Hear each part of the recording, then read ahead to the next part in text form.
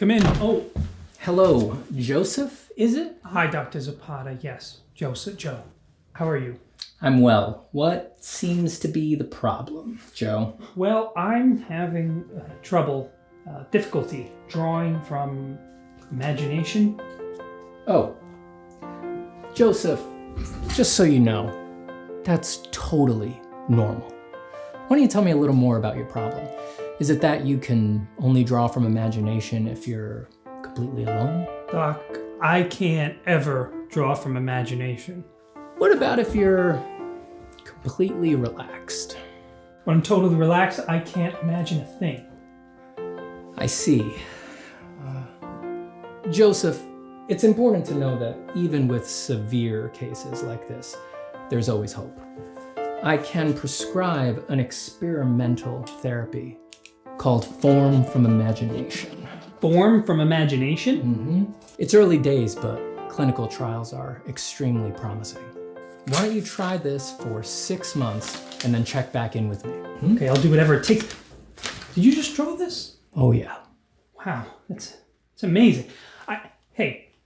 Doc, do you ever have trouble drawing from imagination? Oh no. You wouldn't. I mean, you drew this. That's right. Wow. Form from Imagination is an experimental therapy and is not yet approved for use by the FDA.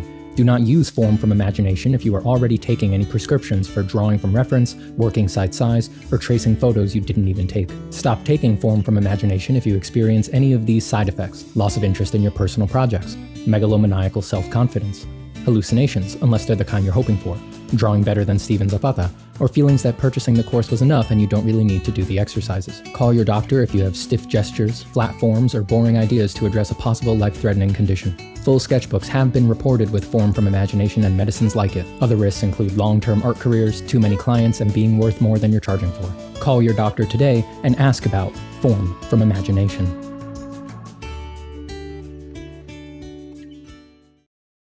Hello everyone, my name is Steven Zapata, greatest living draftsman, and I've got a new course out, Design Fundamentals.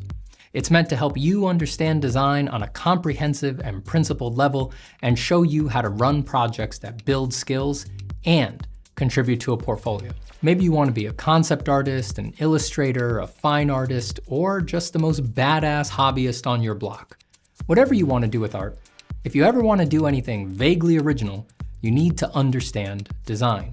You need a process and a mental framework for getting to something new rather than just copying what you've seen before or photos of stuff that already exists.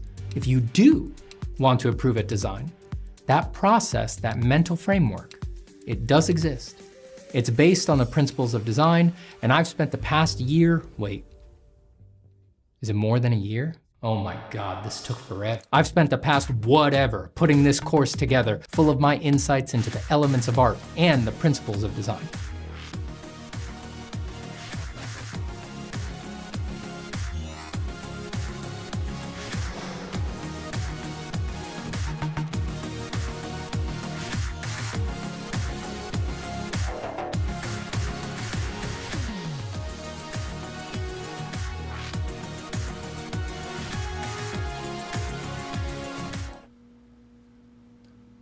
All right, I'm cutting it off because I got bored of sitting here. I'm already done with all my stream prep. And I was like, I'm not gonna sit here in silence, doing nothing. But you saw it. You saw Design Fundamentals. You saw Form from Imagination. Both courses are 20% off until July 6th, 20% off for the summer. That's the versions with feedback on my website, and also the no feedback version of Form from Imagination that is up over on Proko. They're all 20% off until July 6th, until the glorious July 6th. What can I say? Please remember, I know that artists aren't mathematicians, but 20% off means it's 20% cheaper, not 20% more expensive. It's 20% off. That means the price comes down. They're excellent courses. I'm very proud of them. I worked very, very hard on them. They've been very helpful to people. I do think they're great. I do think you should get them. And if you do, I look forward to seeing your work. and giving you feedback if you get one of the feedback versions. And if you don't get the feedback version of FFI, you know, I'm always happy to get tagged like on Instagram in people's assignments or in work that they did where the concepts helped them. Always happy to see that. And I wish you all the happiest and best of drawing. May your soul be well, may your heart be well. Hello to Battle Ready Babe. Hello to Johnny Pearson, who already gives $5 right off the bat. Thank you, Johnny. We'll come back to that in a second. We have to read Johnny's very important message. We'll come back to that, but we need to say hello to Manuel. We need to say hello to Abdulmid. We need to say hello to Zero Tank, to Fungi, to Cloud Hopper, to Bendik Solbakken. Bendik Solbakken. That's a fun name to say. Cloud Hopper, Zero Tank, Art Dad Draws, Is Sixth, Ben Enemy, Nobody, Cloud Hopper, where is it at? Cloud Hopper, For Blasphemy, His Puffness, and Kuklem. Oh, and A25, let's not forget. A25, who is often outpositioned and confused for the production company A24, but is actually quite different. And hello to Tiggy Tutsetsid. Pedro Cece, hello. And Johnny Pearson, I want to thank you for the $5 again, and your incredible message, which says, holy guacamole. That's cool. Hell yeah. I had some guac last night. A little bit of guac. A little bit of brown guac. It wasn't fresh. It's from the other day, so it had gone a little brown. Still good. Still good. Thank you so much, Johnny. I appreciate it. Manuel says, what are your favorite manga artists? I don't really read manga, but I have great respect for the greats of that field.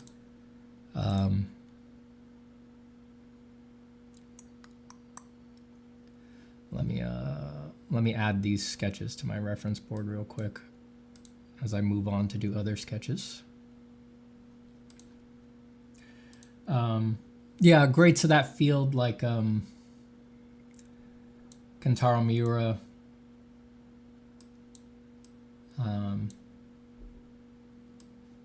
The guy who draws One Punch Man. What's his name? Inoue? Is that Inoue? Or is Inoue Vagrant? I don't know. I'm bad with all the Japanese names. I'm terrible with names generally. But yeah, like anybody, I have great respect for those greats. I've read a bunch of Berserk, not all of it by any means.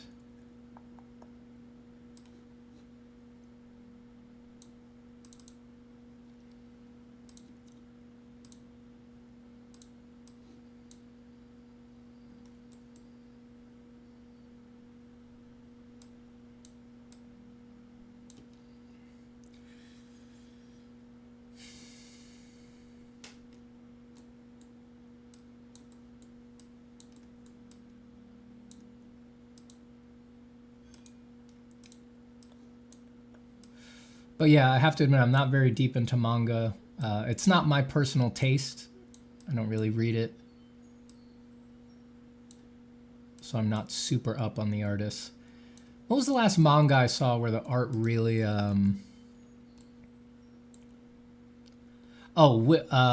last manga I saw where the art really, like, made me think, oh shit, this is somebody operating on the highest level, was...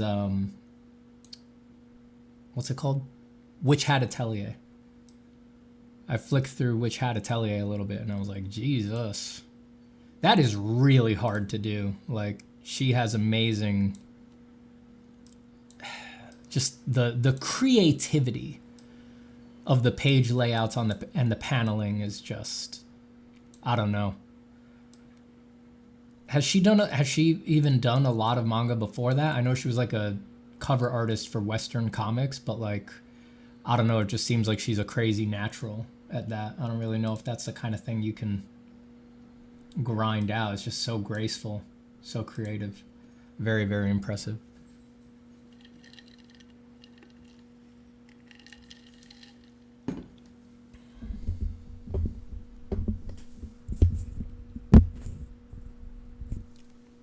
Art Dad says, nope, I think this is her first. Yeah, that I got, for some reason I had that impression in my head. Maybe when I saw Witch Hat Atelier, I went and looked that up. But like, yeah, for that to be your first, for you to just have like the most creative, most graceful, most beautiful paneling anyone's ever seen right out the gate is like, you know, it comes natural to you. There's really no other way it could be. I mean, you may have to work very hard, but you know, lots of people are willing to work as hard as you are to do that, and they're just not going to get to those kinds of results. You know, some people, you know, that's her knack. I think that's clearly her knack. It's completely next level.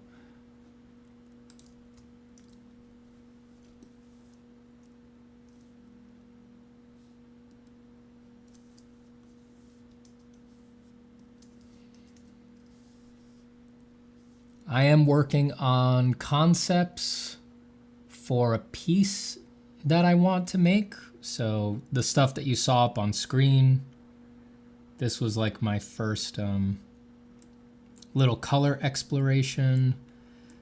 I didn't like the way I was thinking of the creature, so I then went and did this sheet. I went and did this sheet trying to explore the moon creature interaction differently. I'm going to continue to do this. I'm going to look at another way to do the creature more angelic. I have some refs and stuff here. This was my first sketch that I did in Procreate the other day. That is what I painted over here. You can see that. That was a rough paint over. And I am going to be doing, this is straight concept work that I need to do. So you are going to see me doing some photo bashing and other down and dirty illegal cheats. So don't freak out. And don't forget that I am the president of the International Board for the Certification of Badass Draftsmen. So there's literally nobody to complain to. If you report me, you're just reporting me to me. So I'm not going to suffer any consequences. All right, putting my refs back up.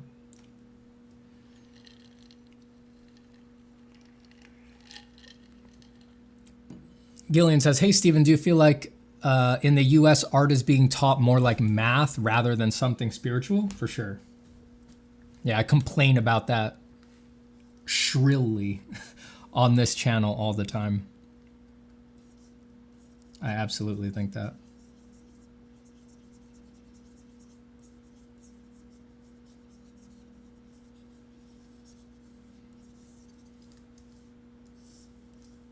Yeah, so I had an idea while I was staring at a patch of dog piss on the rug this morning for a way I could do this creature in a more like angelic form. So I'm gonna, that's gonna be the first concept that I try to concept out here.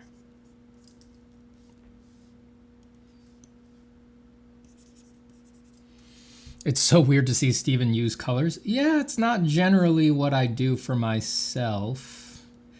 I mean, if I'm gonna do a digital piece, like I started this one knowing it's gonna be digital.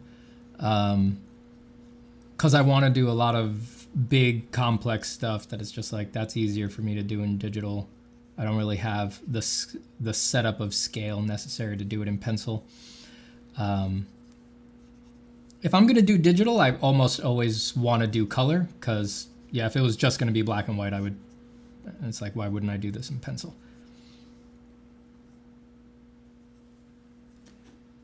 But yeah, black and white is definitely my heart song. But yeah, if I'm gonna work digital, yeah, we're gonna do it in color.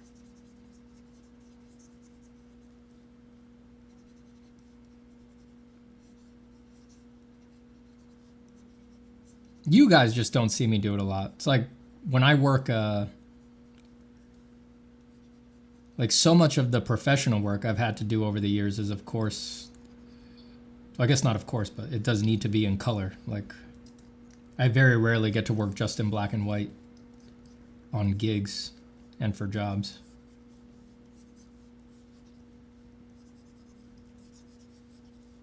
It's just that what you guys know me from on YouTube is all my personal stuff, and that I do less color. Does FFI have anything related to color? It is very focused just on form, and that is taught mostly through black and white. The final assignment is actually forward facing. The final assignment is an assignment called Transition to Color, where I explain how you take all the principles that you learn throughout the course and quite simply apply color to them. And that's sort of then the gateway to your own color explorations. So not really, just a little bit right at the end.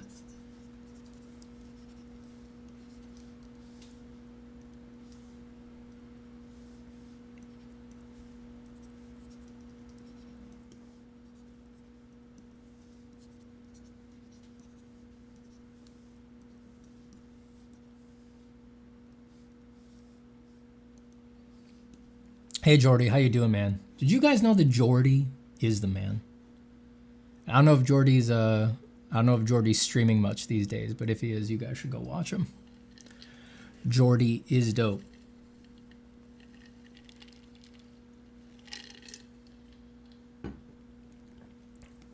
Curious Artifact says, hi, Steven. I'm a big fan of yours. Thank you. I'm a doctor from Bangladesh and currently training to be a psychiatrist. That's awesome.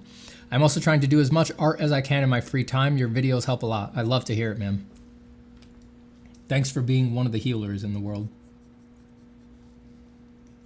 It's a very important thing.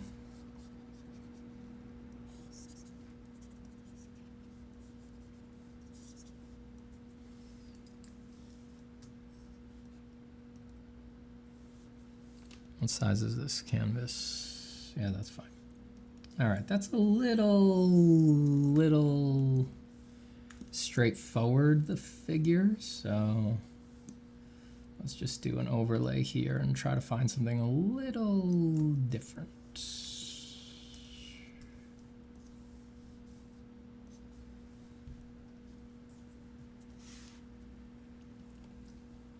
Is the moon creature secretly another Steven from the Stevenverse? Absolutely.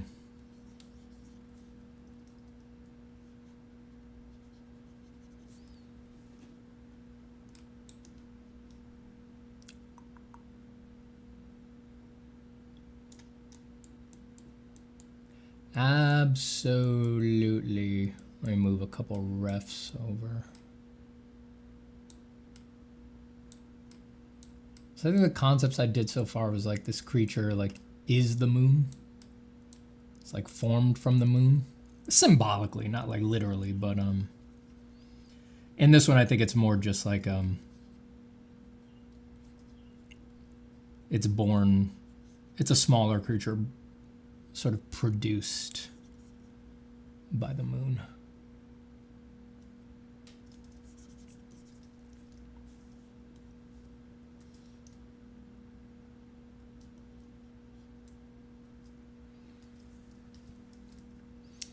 So like an illustration for this one, maybe like we could just have the moon behind it.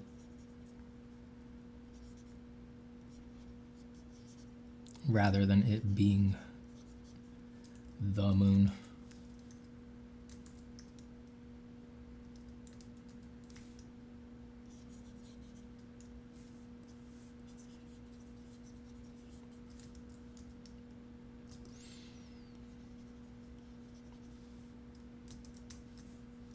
I'm always thinking in form, so I almost always need to, at least when I'm working digital, I really struggle to just sketch with line for a very long time. I always need to, like you saw, just quickly add some modeling factors, paint it up, make it look like form, because that is just how I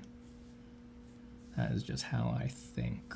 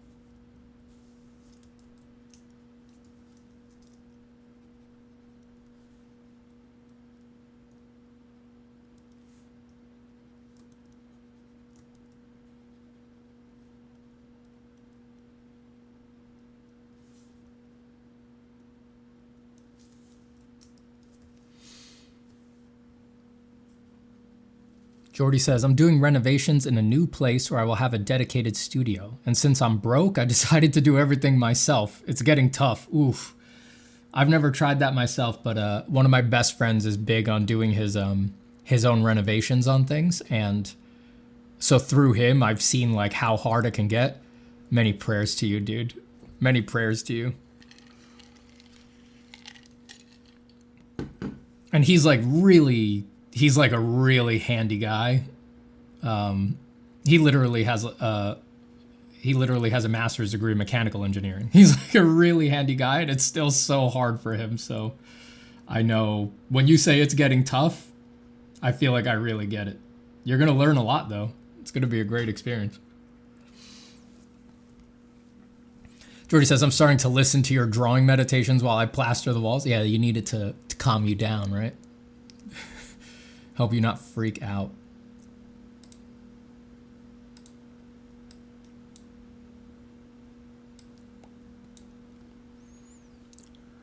Cord says, what's your opinion on Hideo Kojima teaming up with OpenAI? I have not heard that. What I heard is that he made an AI video for like Prada or something. I didn't hear that he was teaming up with OpenAI.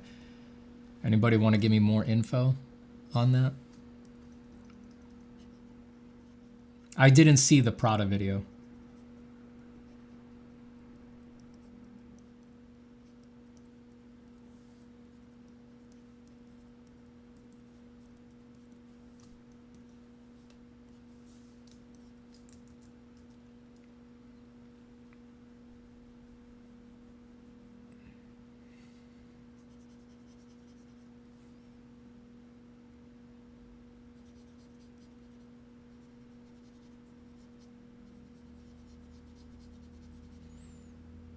All right, I see differing opinions.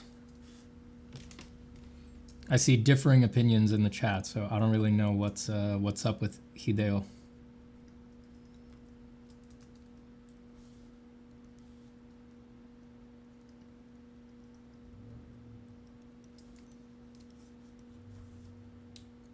All right, that's a weird start, but I kind of already like this as a start. I do kind of already like this. And let me make a quick note for an alternate, because I don't think it would fit stylistically with what I just did, but just a quick doodle. I think for the next sketch I could do maybe the same kind of shattered moon head, but then this orbiting piece, I feel like I could do that more solid. Maybe like a biblically accurate angel kind of a thing. I do think this, conceptually, this feels more like a moon-born angel kind of a concept. Put that over here.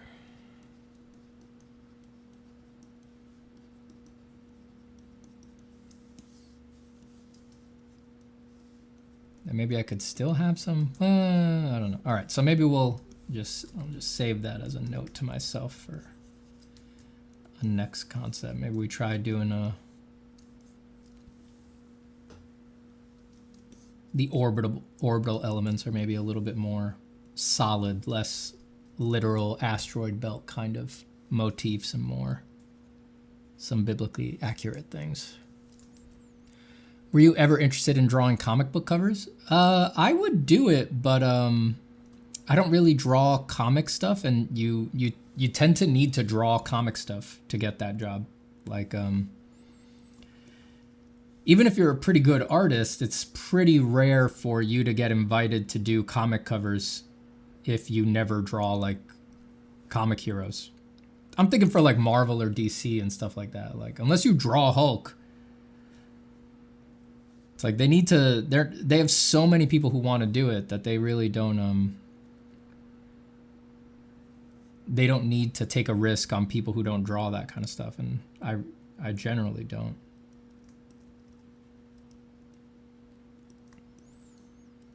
We could play that game though. We could do I I could start posting to Twitter, like drawing Hulk every day until Marvel hires me, you know? I could do that.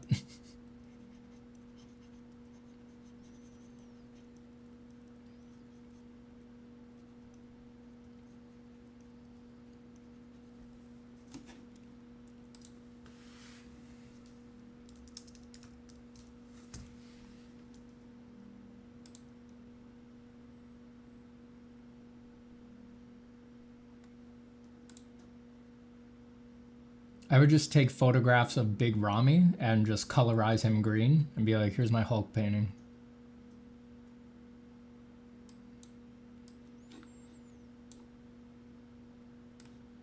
There's like no work, just cut him out, make him green, and then put like a contrasting red background.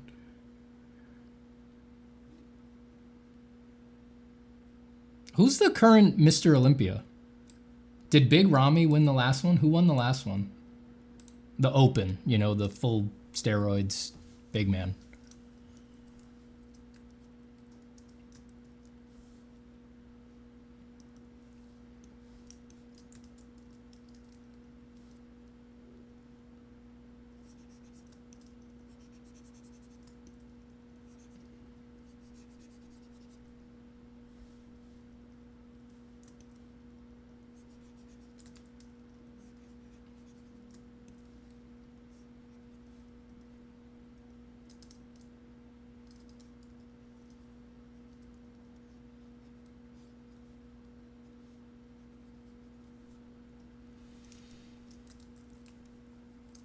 No Cap says, do you ever react / critique people's art? I do feedback constantly through my courses. On here, I rarely look at people's work. I just don't really have the well, I'm low on time, but I'm also philosophically it worries me a little bit. Like as much as I would like to just give gut impressions, and I often get the impulse to, I really would like to just like be kind of careless about it. Philosophically, I worry about that. I think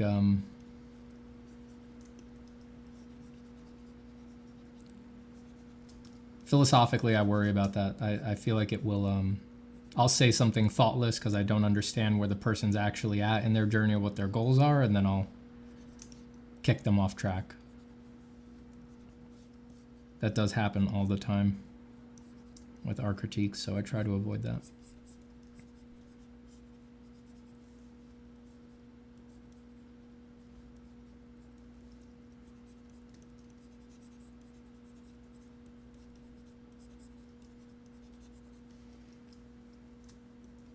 But yeah, I just don't do it here in public.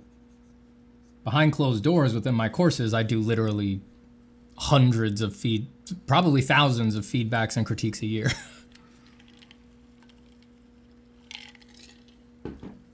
Maybe not thousands, but maybe 1,000. Certainly in the hundreds.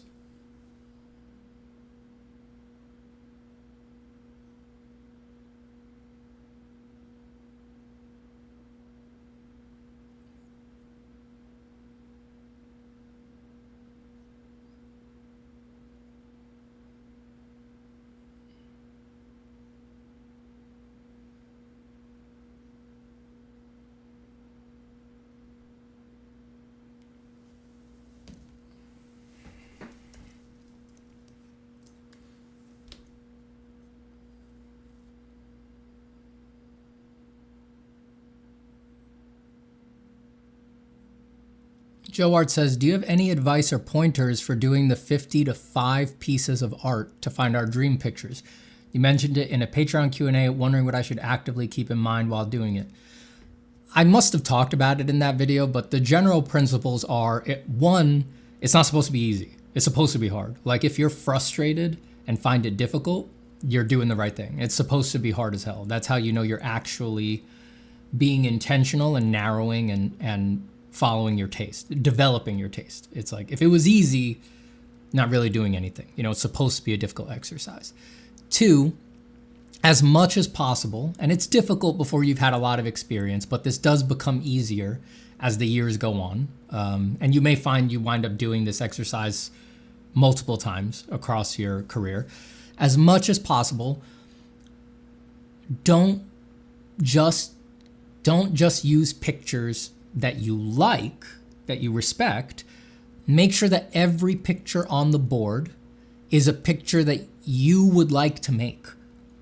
We all have a huge amount of pieces of art that we respect, that we like. That doesn't mean we need to want to make them or work that way.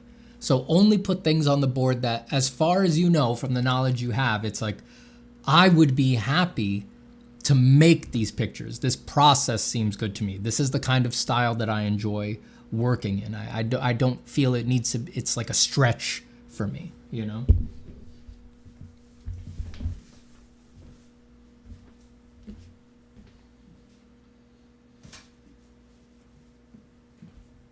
In the beginning, that can be really difficult for a lot of artists because they just feel, when you're a beginner, there's a tendency to feel like you're going, like you just need to do, like you need to do everything that's good in art. So if someone did something good, then you sort of put it on yourself like, oh, it's my responsibility to do that as well. And that ain't right. It's like no one needs to do everything.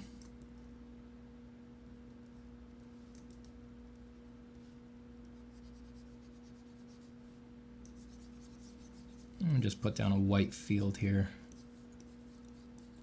Because if it's gonna be this moonstone thing, then it's gonna be lighter. Maybe if she has like a blade, it could be moonstone. Moonstone is, I'm thinking of the right gem, right? It's kind of azure and blue.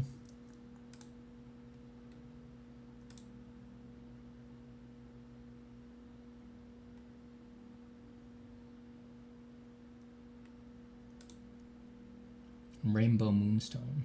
Oh yeah. Photoshop won't let me drag and drop. I missed that about Mac. On Mac, you could drag and drop into Photoshop. On PC, you can't. So I have to drag and drop it onto my ref board and then put it over here.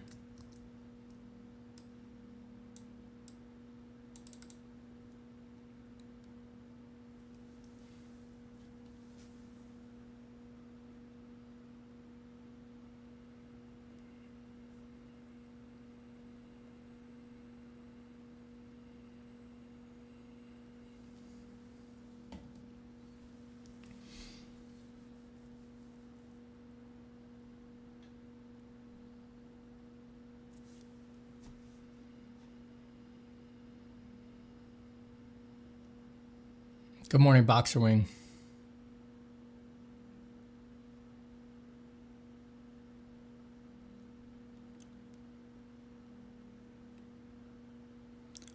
Thank you, Lucas. I appreciate it. This design is insane. Can you talk about the origin or inspirations? I just had a flash in my head the other day. I was like, I want to start a new picture. I had some constraints around it. I saw that some deadlines had been announced for certain things, and I was like, oh, maybe I want to submit or something like that. So I was like, oh, well, I should cook up a new picture. So really loose constraints, and just the way brains go, it just gave me a flash. It was like, a moon creature would be cool, and I'm off to the races. I'm just doing my design process. So what you're seeing is mid-process. I'm taking the idea of moon and the visual things I'm interested in there, shattered moon, something like that, and I'm just putting it through all sorts of different permutations and seeing what I like.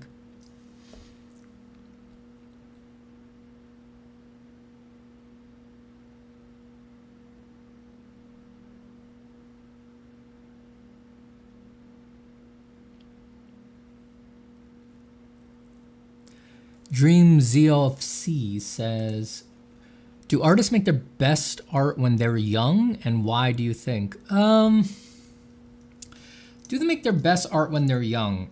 Not necessarily. I don't think so. I do think that artists tend to have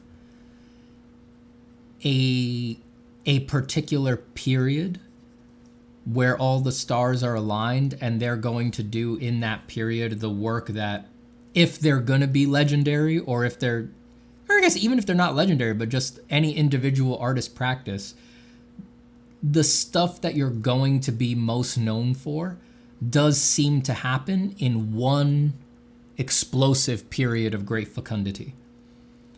And I think that the reason for that is both simple and complicated, which is that the conditioning factors are correct. You have the right interests, the right energy, the right life situation, the right incentives. And then, because change is the only guaranteed thing in the universe, eventually those things alter and you fall out of that period. And that doesn't mean you stop making art, and you may actually make art that's better after that. That happens with a lot of artists. But even though the art that you make in other periods is better, it is not going to be the work that you are most readily known for. You know, most people who find you are going to find you through this particular artwork made in this period, in this great period of fecundity. And if you're lucky, you get a couple of those. But it seems most artists who are going to be known get one. It does seem they get one.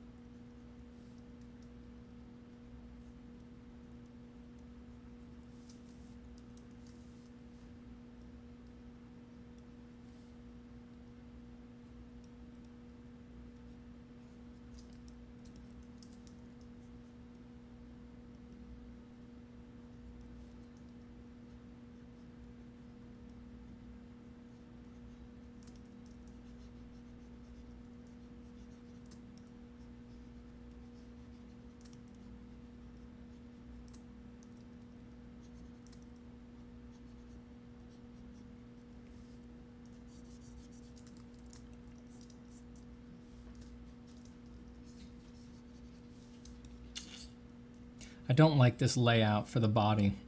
The head is so strange, and then the body is so regular. And that's not doing it for me. I like the head, but it's like I need the body odder.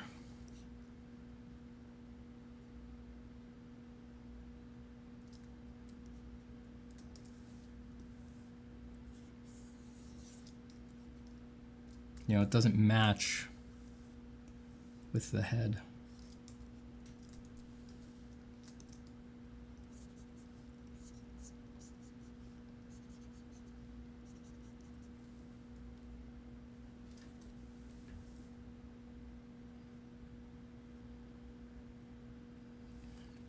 Hold on. I gotta call my friend while I work. Make sure he's not dead.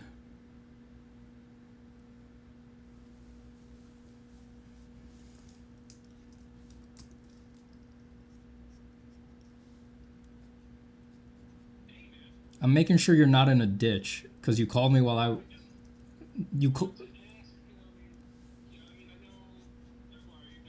well, I'm streaming, so I thought you were watching me stream, and then you were calling to blab about Zoetrops. God fucking damn it. Fuck you.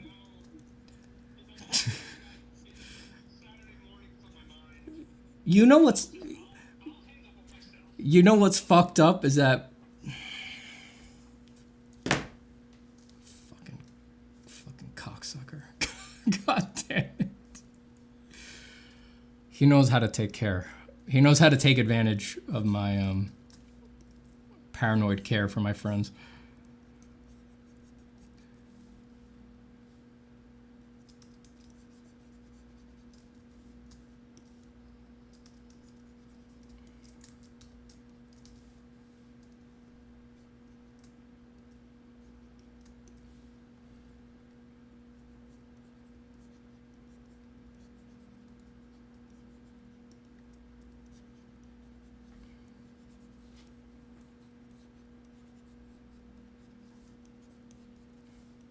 I implied a sword over there, so let's explore a shield too. I don't think, I think swords and shields are some of the few things that you can still get away with if you're doing an angel. I don't think people think you've broken the angel archetype if it has a sword and shield. I think that still fits within the archetype.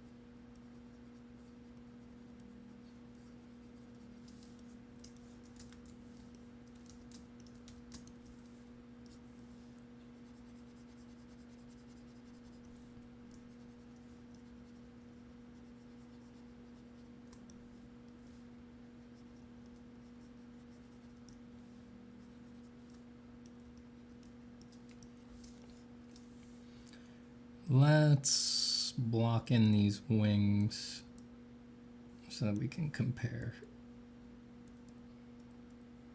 everything. Hello, Mizubi Art.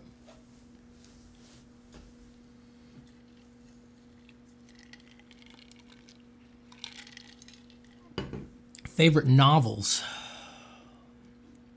I'm bad with favorites in general. I always say that on here. My favorites really tend to be whatever I'm reading recently. because that's the thing that I'm just, I'm reading it because I'm into it, I don't know.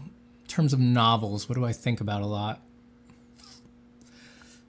I mean, it's very common to say, but Cormac McCarthy is my favorite author, so it's hard for me to love things more than I love like The Passenger, Stella Maris, Blood Meridian, and a bunch of his other books.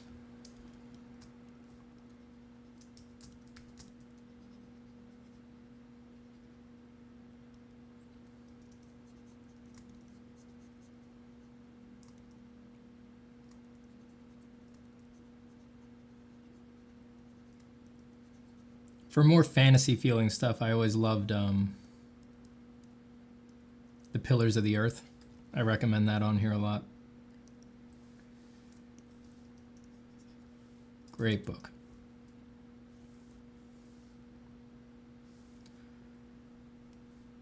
Let me go here.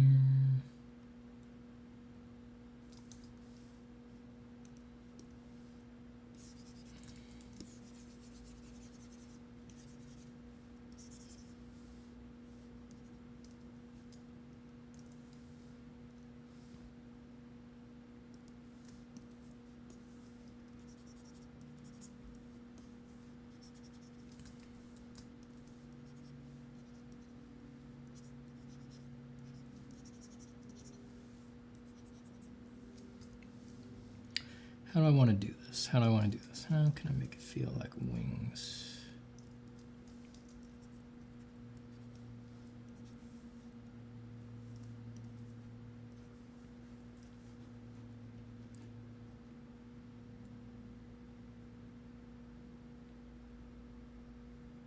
No, Savior, I don't follow the World Cup. I might wind up watching a couple games, but I really don't follow any sports.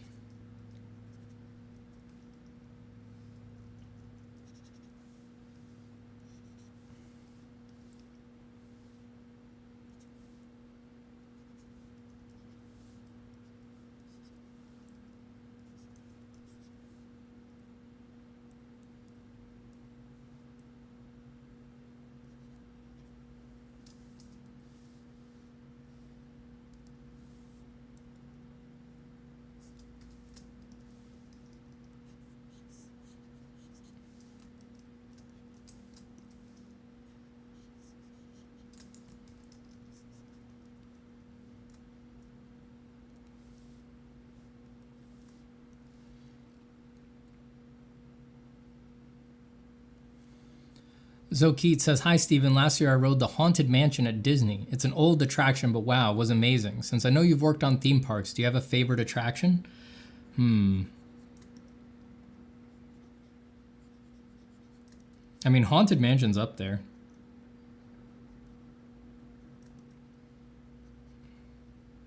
Haunted Mansion is up there. Probably the one that left the biggest impression on me, and it won't be a surprise, is the old Alien Encounter attraction that they had at Epcot.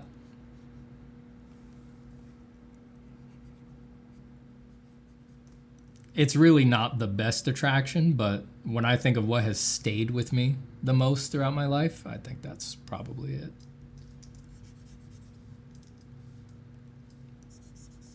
These are too much the same size.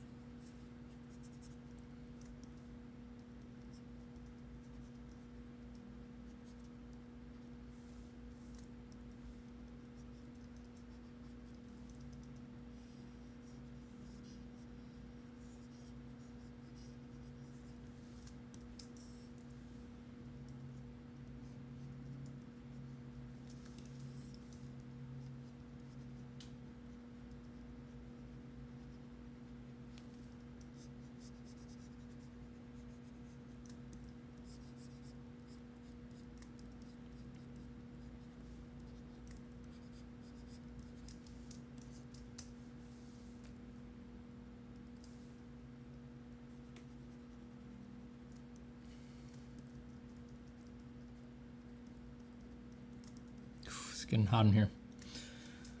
Sorry, 1 second. I'm gonna run to the restroom and I'm going to reposition my fan. I'll be back in a minute.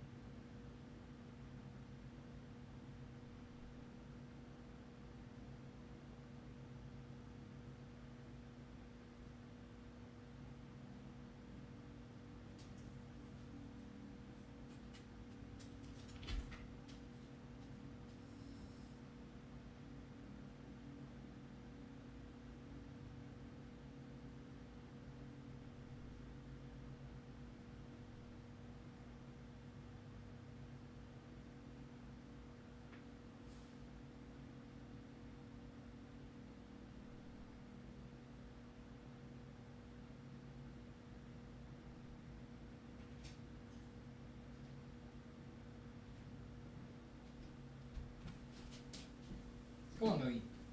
Come on.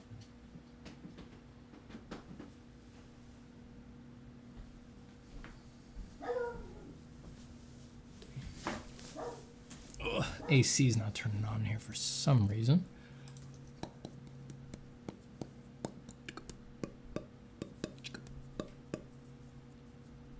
Hey, Chady. Thank you for the kind words. Thank you for the kind words.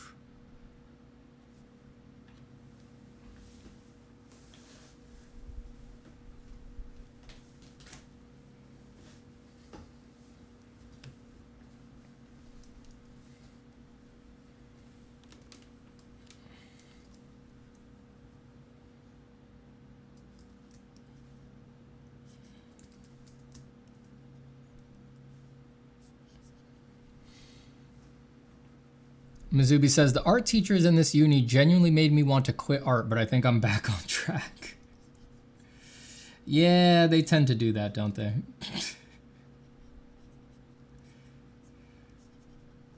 It seems the most common art uni experience is, oh yeah, they made me want to quit art.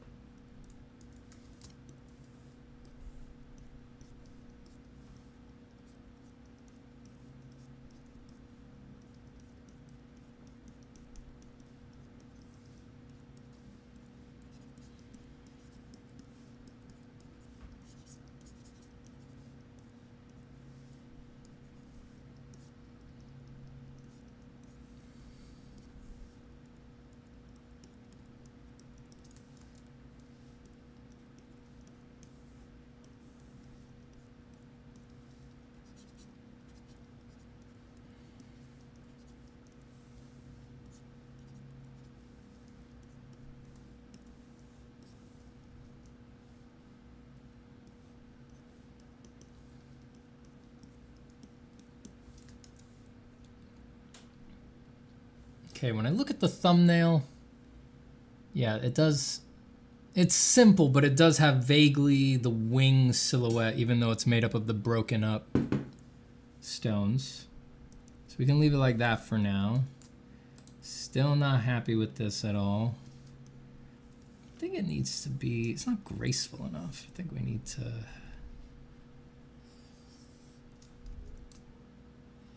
do that. Make neck much longer. Something odd.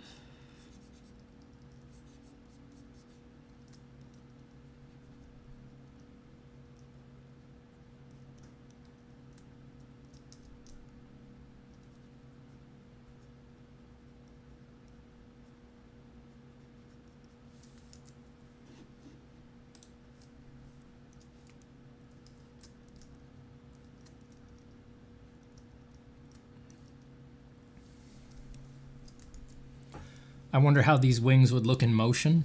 A lot of particle effects. Real Unreal Engine 5 shit, you know?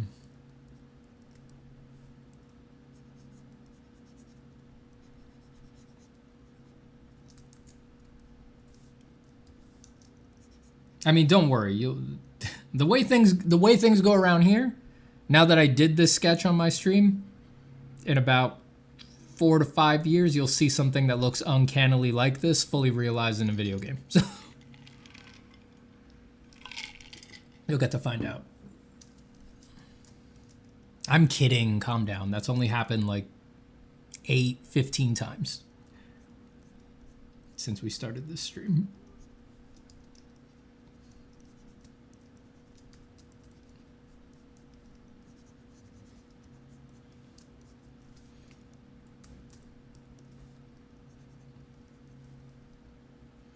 Hello, AZ Artworks.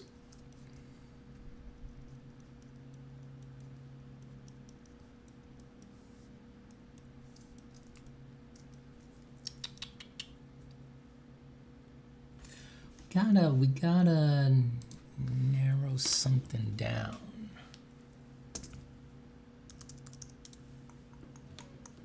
Something's not right about it for me. Hold on a second, I gotta go look at some... The body's not right. It's not right for me. What am I gonna do? What do I want it to be? That's always the question. Do I want it to be more alien, more strange, in which case I need to push it much further like the head, or do I want it to be more relatable, more humanoid? The trick is getting stuck in the middle.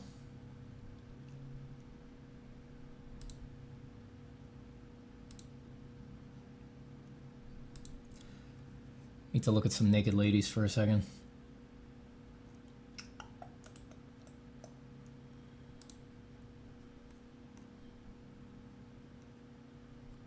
I'm just pulling up a random reference pack on my computer and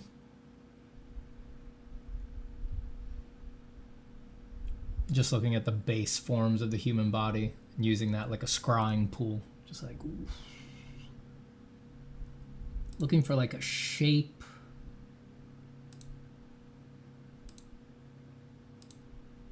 Or something.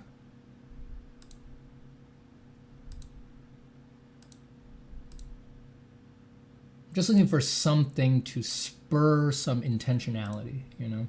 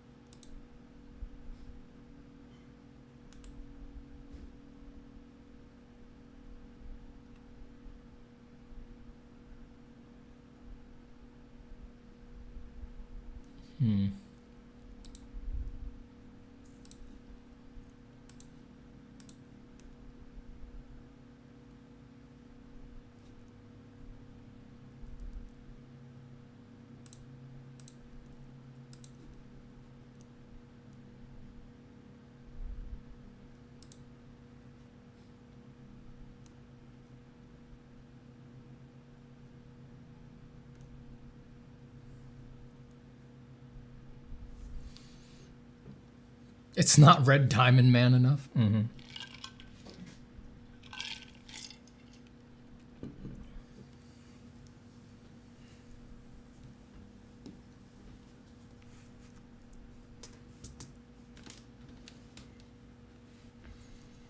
Hey, Steven, sorry if I missed the info, but is this personal work? If yes, what meaning or inspiration? Thank you, love your work. Thank you, Geronimo Bonilla. Yes, this is personal work. Meaning or inspiration? I do have some philosophical underpinnings on this one coming up, but I don't think I'm ready to share them yet, because I haven't fully formalized them in my head yet. But I definitely, all I know so far is that I just had this impulse to make something moon related. Something moon related. And that I was really connecting with these images of like a shattered moon, and also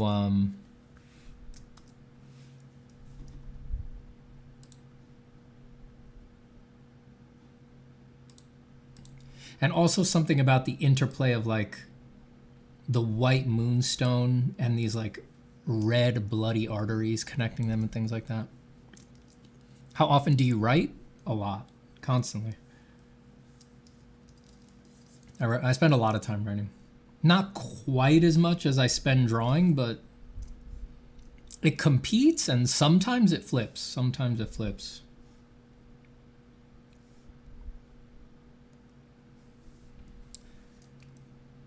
I'm just trying to look at the body separate for a second.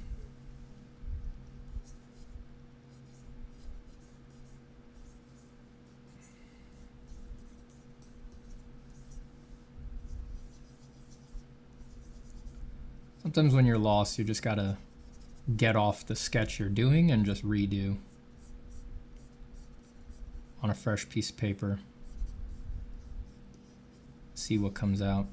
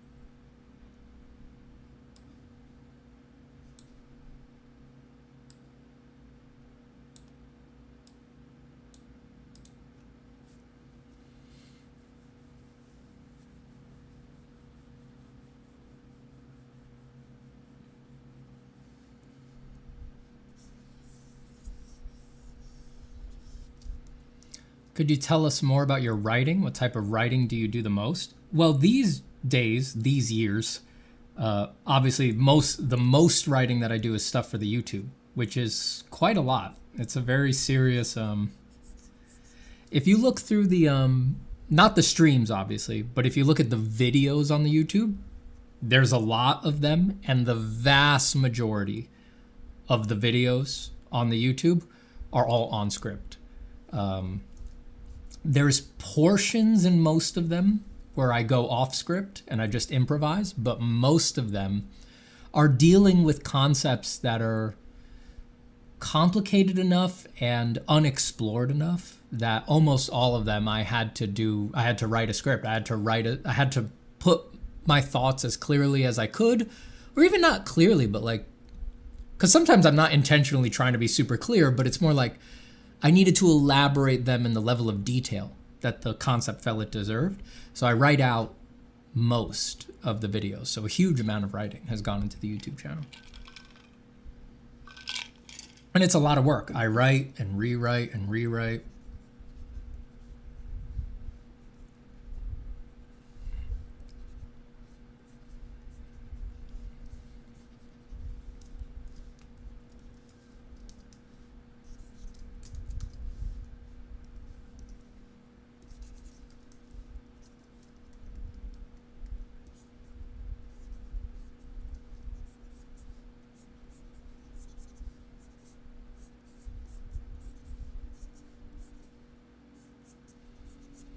Besides that, I write all sorts of stuff. I write fiction, I write nonfiction.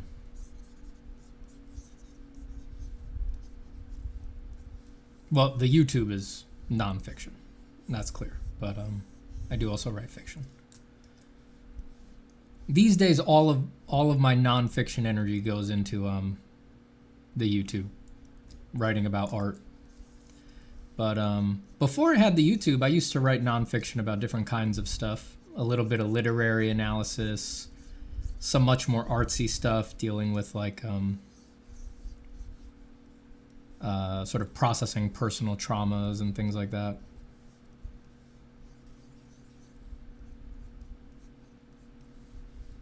You know, after my dad died, I started writing like I don't know if it was a book, but maybe like a very artsy writing thing that could have been a book about like something that's very rarely explored, which is like ethical and literary analysis of suicide across various things that I'd read and was a fan of. So that was very non-fiction-y. Stuff like that.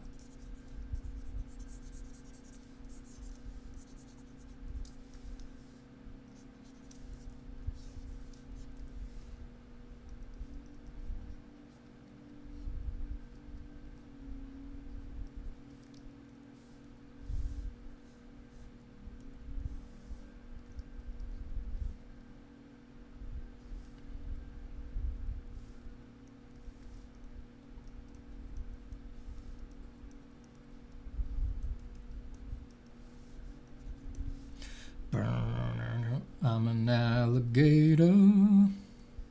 I'm a mama papa coming for you. I'm a space invader. I'll be a rock and rollin' bitch for you. Keep your mouth shut. It's squawking like a big monkey bird, and I'm twisting up my brains for the words.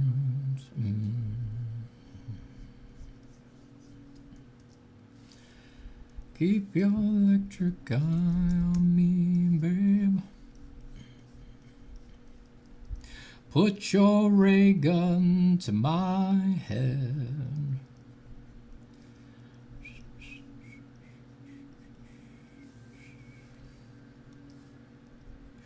Freak out on a moon age daydream, oh yeah.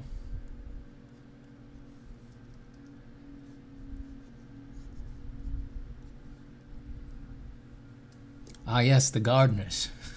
The gardeners, even on a Saturday morning. Yes. More leaf blowers, more lawn blowers, more.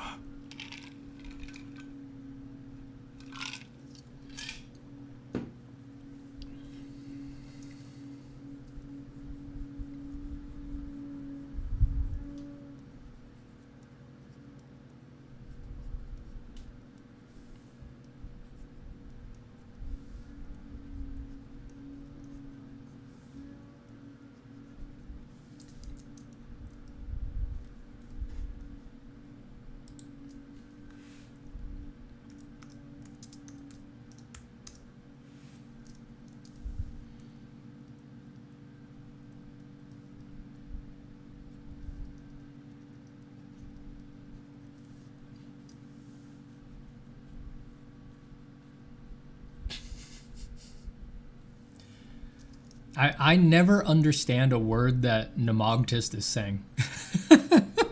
Don't never know what he's talking about. Real gangster don't walk. Swagger beyond swole. I just have no 40 days and 40 nights. It's like Nemogtist just uses the chat as his commonplace book. It's just like whatever stream of consciousness thing is going through his head at the moment. He just types it in chat as if he could like re-access it later and observe his notes. I can't keep track of his stream of consciousness at all.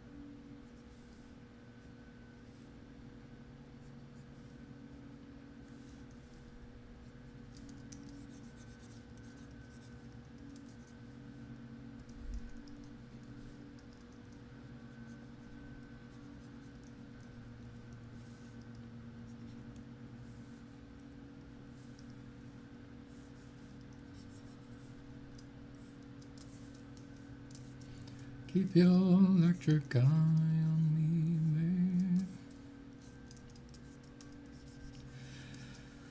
Put your ray gun to my head.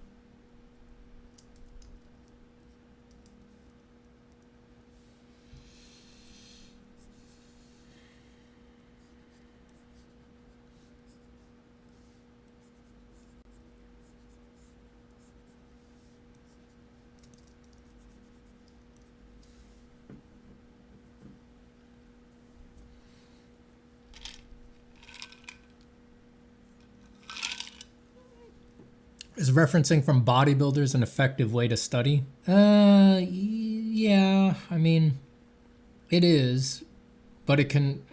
I think it's actually more effective at the intermediate stage of anatomy study because early on, bodybuilders just have so much going on that it can actually be more confusing, you know?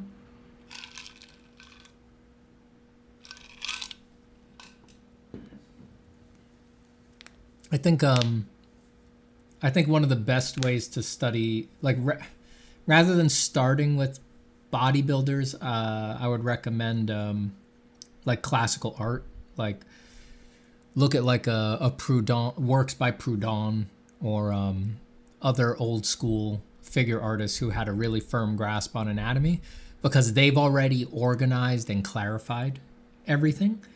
And then if you're going to do like an écorché or something like that, I think it's good to draw over their stuff rather than something like a bodybuilder at the beginning. And then once you've kind of got your legs under you, then you can move on to photos of bodybuilders. But it's like, you know, you look at a bodybuilder's back or something like that, there's going to be such intense development of the muscles. They can like, muscle bellies can get so big that on some people it can like sort of like eat the bony landmarks, the bony insertions of those muscles, and then the vascularity, the unnatural vascularity that you throw on top of it, the veins and stuff can actually wind up confusing you. So, and on top of that, just life is very chaotic and there's a lot of variation in people's bodies from person to person. You're going to get very confused. You know, you said this muscle's supposed to be here, but I don't see anything that looks like it and stuff like that. Whereas if you're looking at a Proudhon back, he will have already, you know, basically told lies about reality and organized reality so that the back is sort of what it's supposed to look like, right? So that's an easier place to start.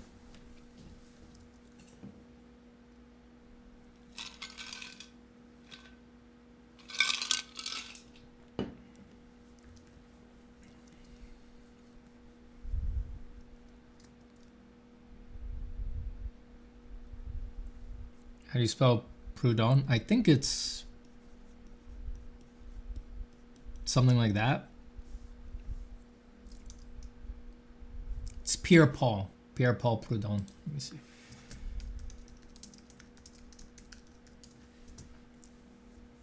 Yeah, the way I spelt it is correct. That's his last name. Prud'_Hon, and his first name is Pierre-Paul.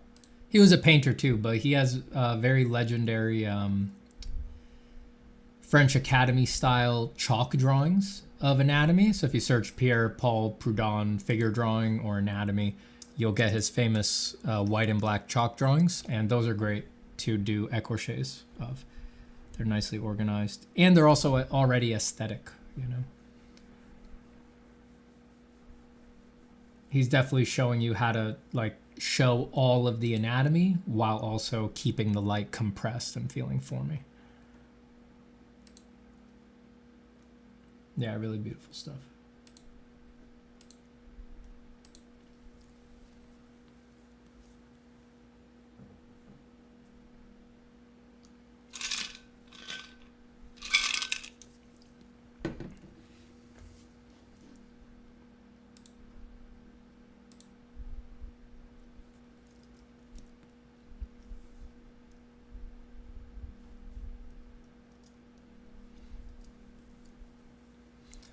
Iodom says, sorry if this is a stupid question, but how were you able to tell that your first draft wasn't the best and you needed to start from zero again? I struggle a lot with being able to tell if something is off. It really is just experience and taste, you know?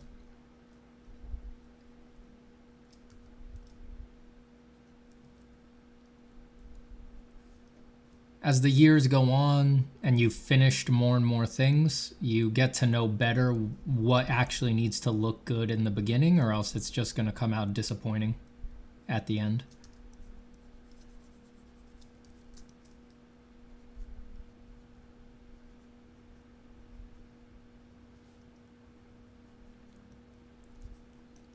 But yeah, it's not really, that aspect is not really technical. It's just you've developed your eye over the years, your designer's eye. So you can just look at whatever you sketched and say, not quite, not going to pan out. But like I said, the trick is that you need to kind of know what's going to happen if you were to push it all of the way. You need to be able to project, to know, to understand what's good and bad about your sketch. But that requires that you actually have finished stuff, tried to push things all the way. That's why I'm always saying on here, do projects, be project-based, finish stuff. It's the fastest way to get better. Studying is not the fastest way to get better.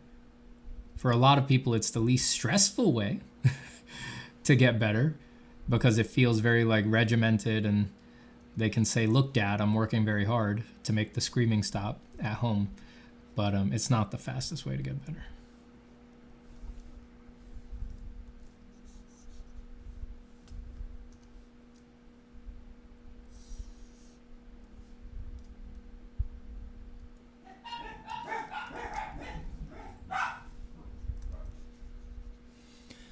Did you read the ideas of Alan Moore about art, magic, and life? No, not in any great detail. I've listened to the occasional interview with him, but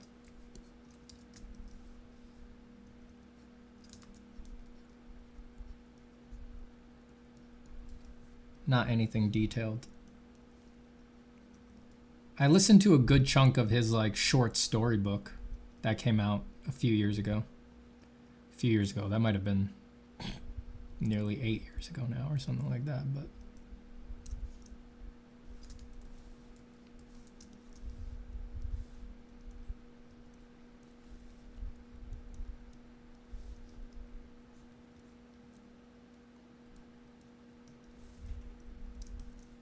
there's like a real bloodshot eye quality to this color palette.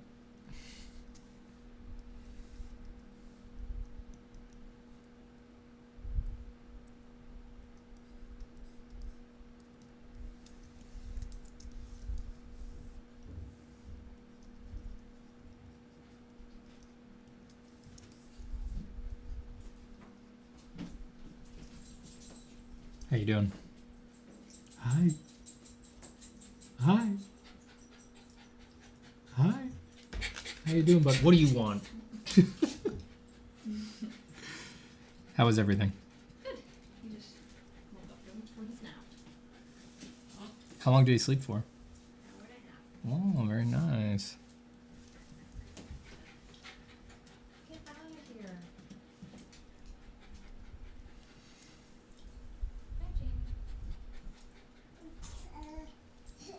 Hafu says, hi, Stephen. Is it possible that you get stuck in your progression if you can't assess your skills well? E.g., you still look for beginner tutorials when you need to level up. It's possible, but truly getting stuck is quite rare if you're, as long as you're attempting your projects, as long as you're on project. I think it's less, the question is more like, why can't you assess your skills well? The thing that most commonly leads to that is that you're just working like completely in abstract, right? If you're not on project, if you're not doing things that matter to you, if you're not shipping things, trying to do the dream pictures, like something with real constraints to push against, then you're just working completely in the abstract. And yeah, you can't assess your skills because nothing is really being asked of your skills. There's nothing to hit. There's no stakes. There's nothing to deliver. If you're, as I advise on here all the time, doing projects, doing your dream pictures, then your skills are always being held up against an actual thing that you need to deliver, that you need to ship, that is going to communicate an actual like tone to the audience. And you know when that isn't happening, and you can ask yourself, well, why, right? The drawing's off, the values are off, the colors are off. And then that will always give you a stepping stone for like, here's what I need to do to push my skills. It's not being on project that's always the big issue.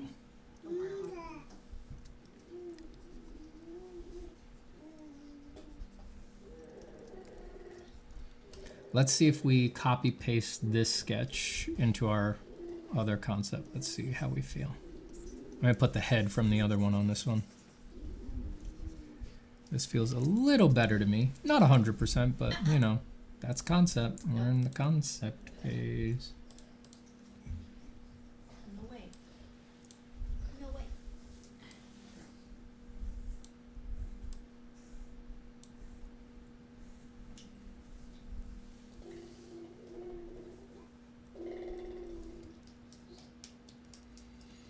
Sad Art God says, have you ever thought the time you gave to life responsibilities like family and friends, instead you gave it all to practicing art, how great you will be?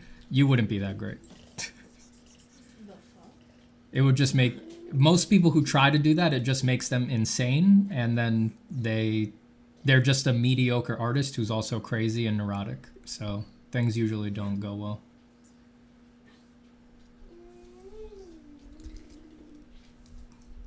What? Hey, Jamie. I'm gonna bring Mom to the pool, I think. Nice. Take pictures. Let's go! Come on, dogs.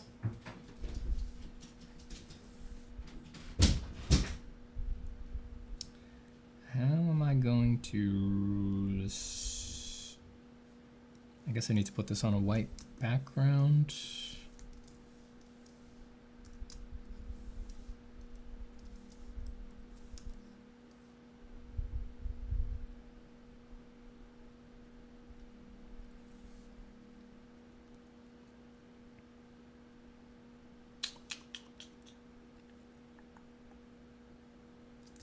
I want this on gray. Let me think. Give me a second. Bake this to normal. Bake to transparency. And let's do darker color.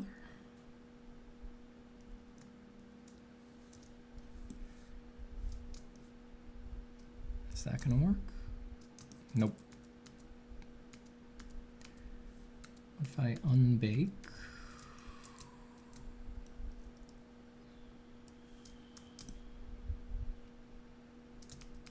All right, let's just, I don't have the patience to figure out how to keep that on gray right now. We'll put it on white and work from there. Drag this over here. I'm going to steal that thing's head.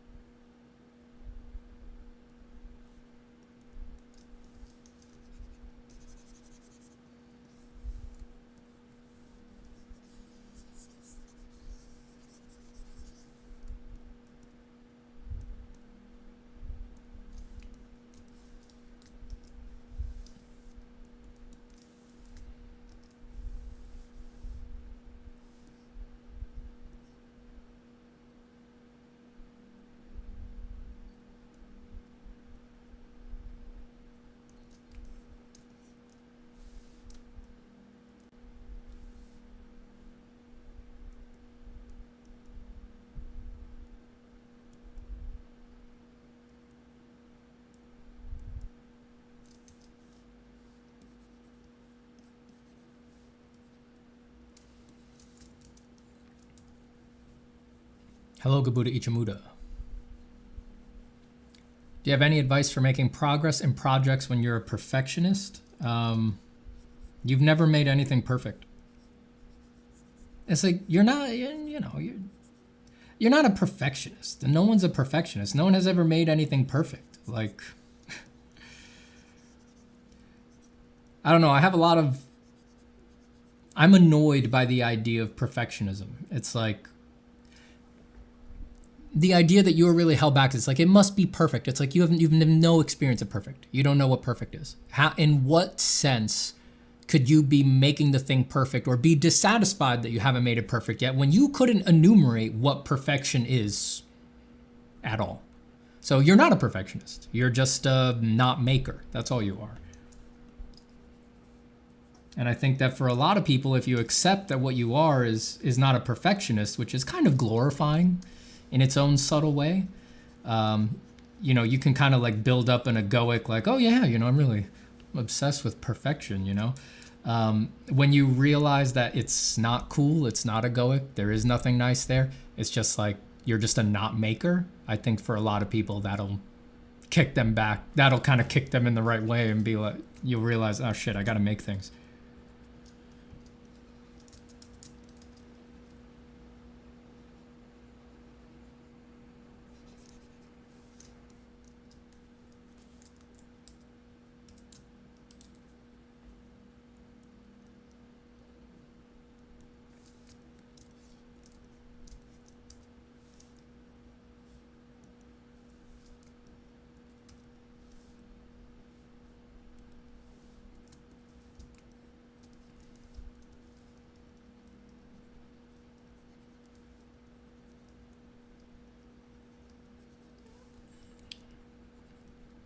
Perfectionism is a real problem. You'll never have a career based on perfectionism, All the people out there making imperfect but finished things every day they're gonna eat your lunch for the rest of your life. Because wouldn't you know it, people are seeing their stuff and not yours, so.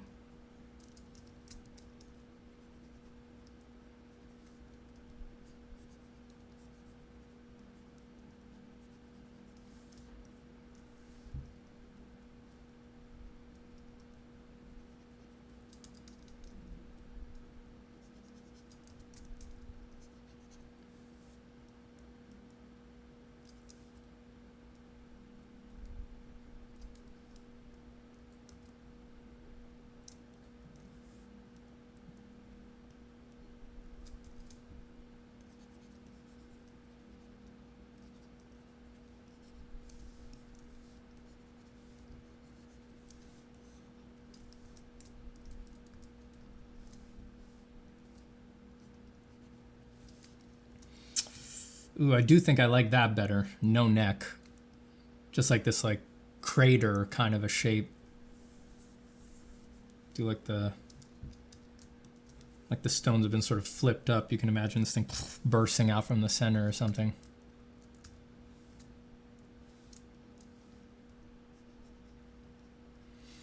Sick angel for real, bro. Thank you, Bree. Thank you, Bree Messer. Yeah, I like this. I do like the ideas I'm coming up with here. I do think this feels angelic, but it feels unique to me, But using the moon aesthetic to differentiate the design really, I think it worked out for me here. It doesn't feel like I lost the archetype. It still feels angelic, but it feels odd, and the astral influence still feels thematic. It still feels thematically big. Moon, cosmology, astro. It still feels big enough to contain the angelic archetype.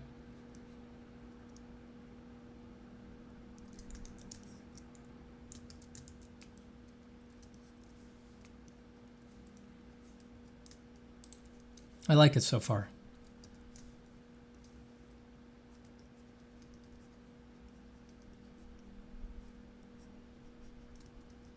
Still a lot of work to be done, but so far I like it.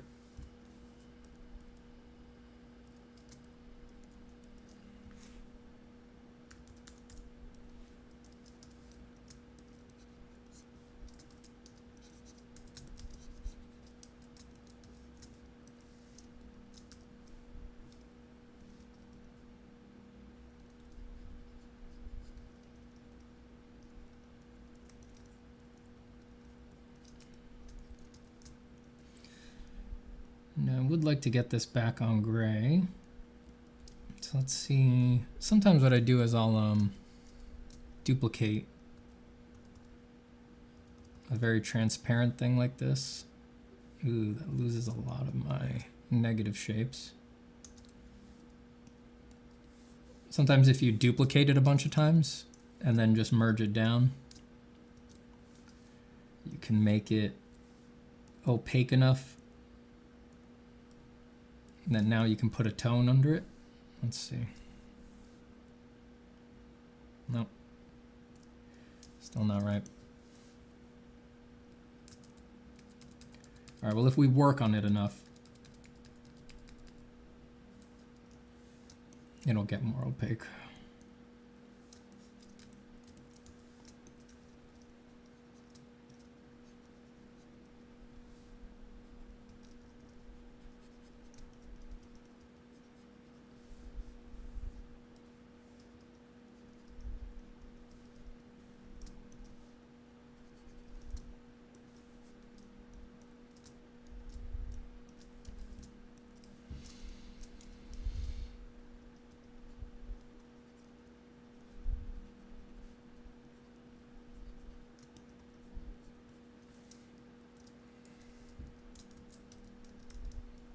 Have you ever looked at the illustrated art book of Paradise Lost? Gustave Doré's? Yeah. I've got it on the shelf behind me. He was pretty good, that Doré. I'm going to go out on a limb and say it. Pretty good.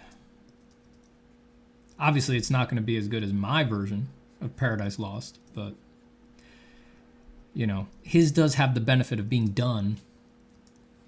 That's got to count for something.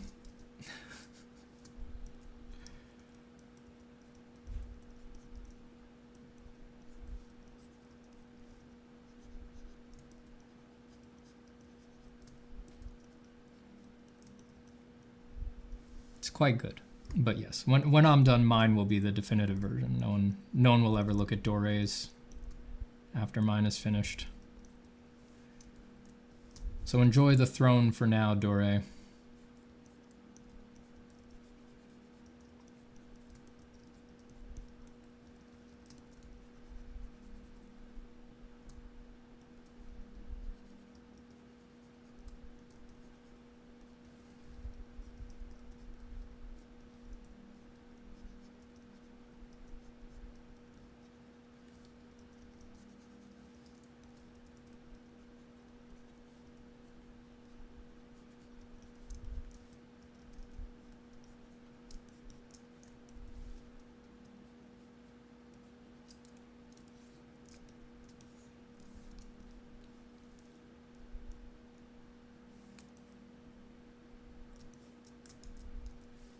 Do you believe dreams have meanings? Yeah, but not the meanings that people... I don't, like, if you buy a dream book where it's like, oh, you know, if you see a bull in your dream, this is what it means. It means it's going to be a bull market in the stock market and you need to invest in tech stocks. Anything like that? No, I don't think that's it. I think that the meanings in dreams are... Not something so easily understood.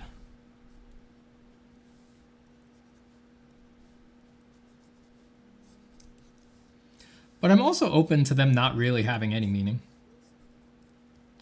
I used to think there was nothing to them. As the years have gone on, I've changed my mind. I think I could be convinced again there's nothing to them. I'm quite compelled by the theory that the main purpose of dreams is just to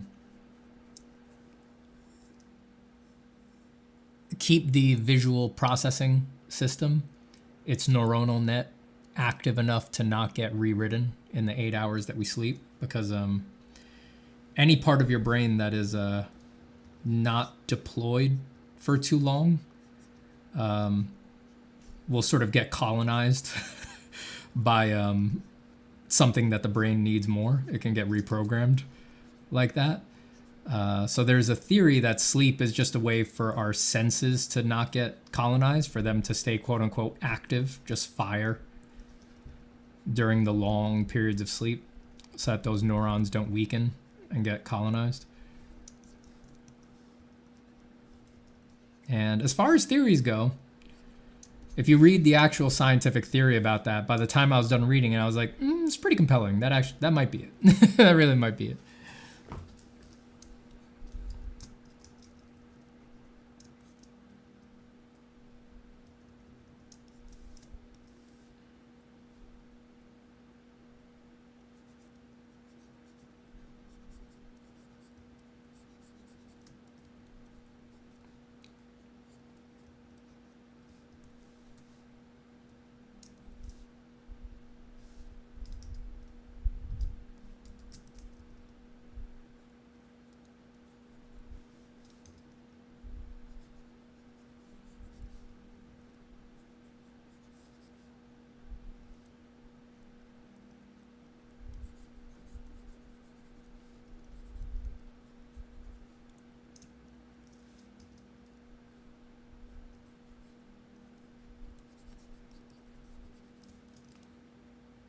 I feel like this creature doesn't really need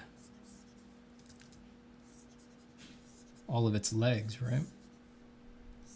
So maybe I could do a kind of cool partial leg thing. Really relying on negative shapes like the rest of the design. Let's see.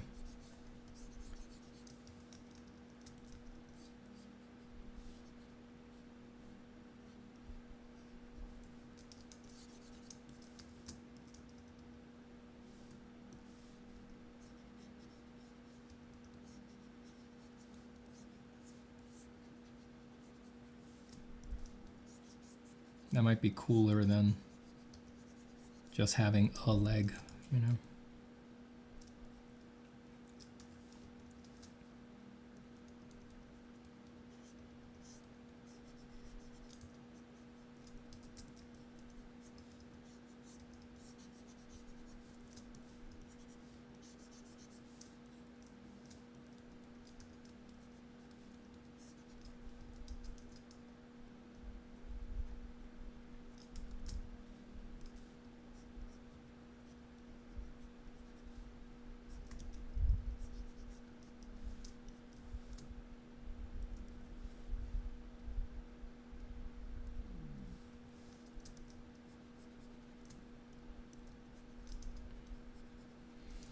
Just preserve the hips, please. It's for science. Stop trying to fuck my moon angel. Stop it.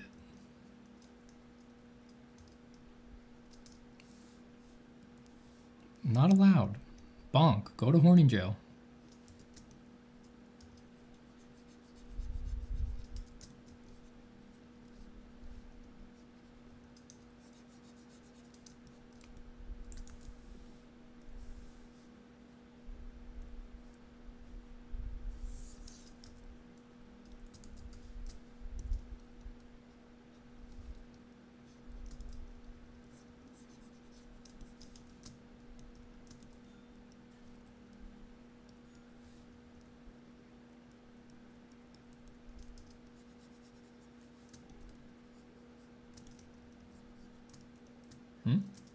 Oh, I'm on the eraser.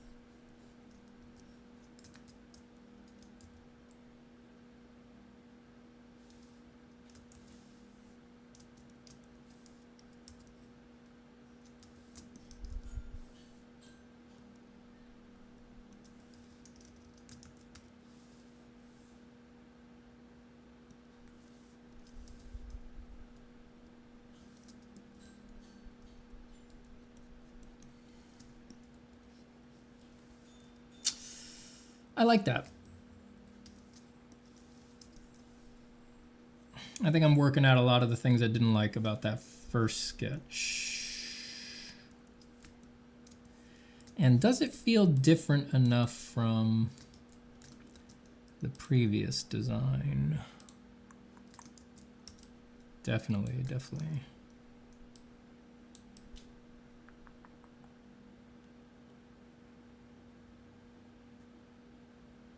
Definitely feels a little more femme, while the other one feels more male. To me, at least.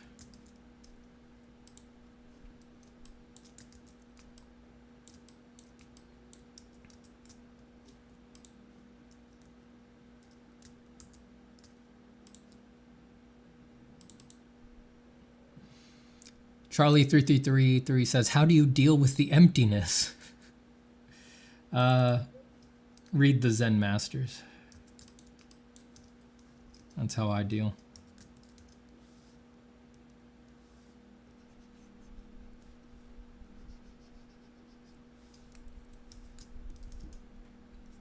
They're very big on surviving the emptiness by returning to the Buddha's most compassionate words. Whenever I'm feeling encroached upon by the void, I read them.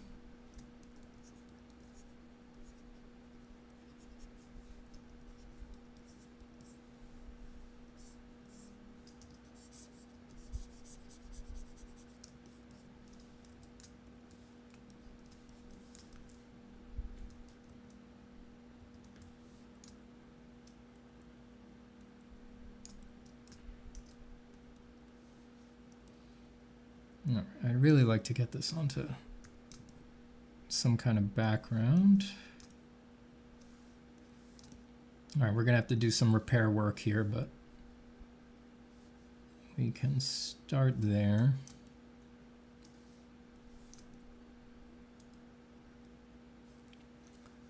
You know what I could do is try to get it a little bar.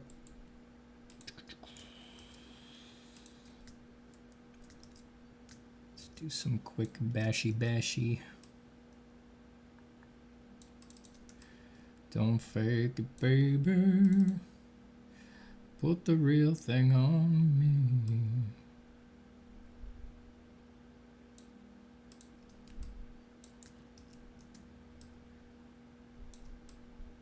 Let's see what we can do here.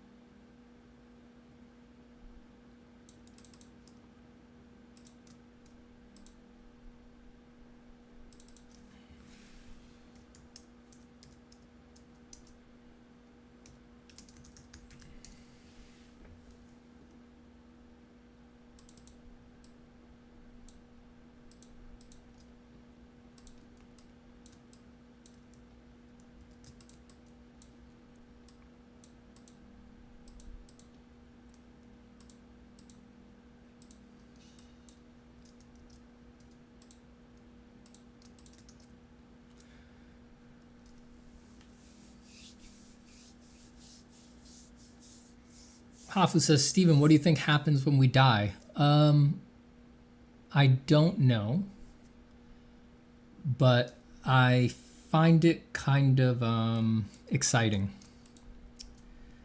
I'll tell you what, I've never heard anything that anyone said about what happens when we die that I thought, oh yeah, that's it, you know? Except maybe nothing, like nothing happens, like really just void, right? Just non-existence. Of everything I've heard, maybe that's the most believable. But the truth, I think if you look at it, you really have to, for me, I really have to admit that like no one could possibly know. No one could possibly know. We're all alive. But I find it philosophically exciting that it is kind of an ultimate philosophical question, and we are all going to get the answer. You know, even people who couldn't care less about philosophy or have any existential interest are going to find out. We're all going to get to find out. And that's I find that weirdly beautiful, because a lot of the other really intense philosophical questions, like, why is there something instead of nothing? Is there a thing in itself?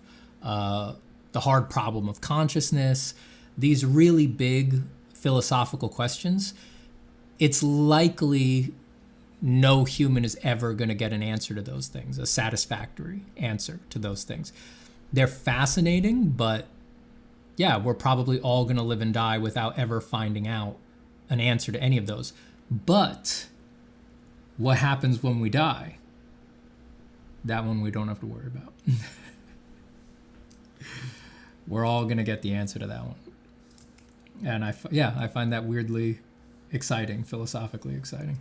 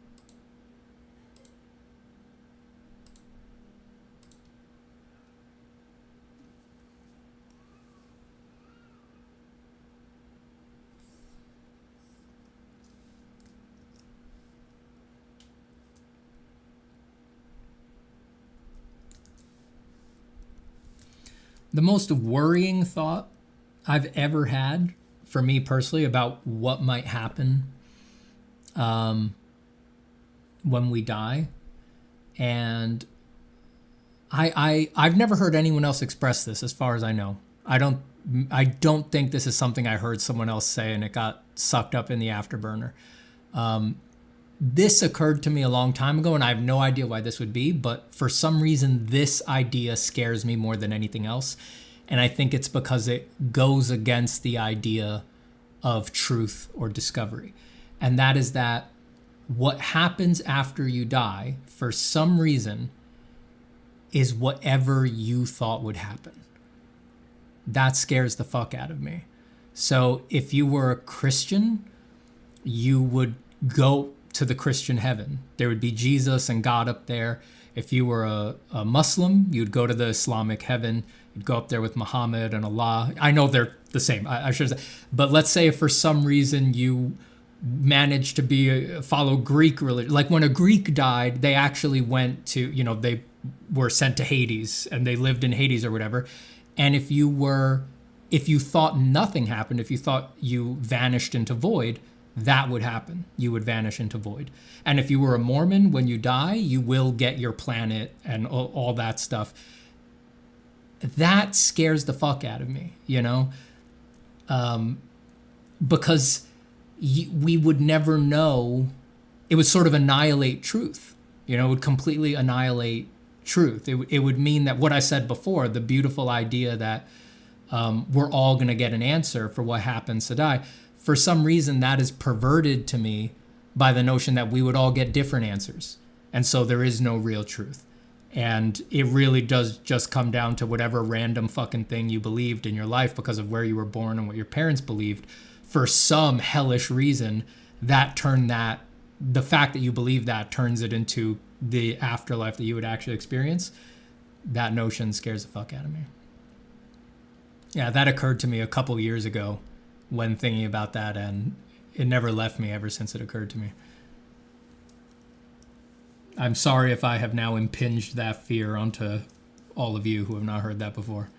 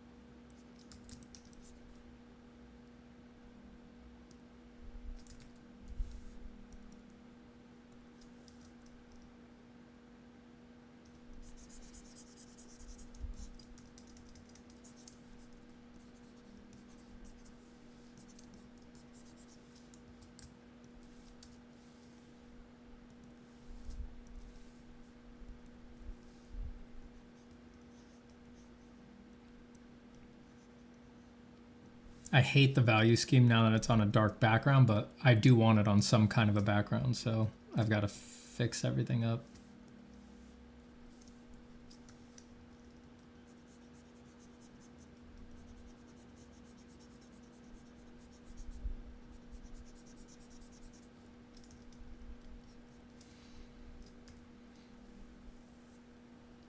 Some of John C. Lilly's work suggested that model. I don't know who that is, but I'm not suggesting it. I'm explicitly stating, what if that were true? I find that notion horrifying.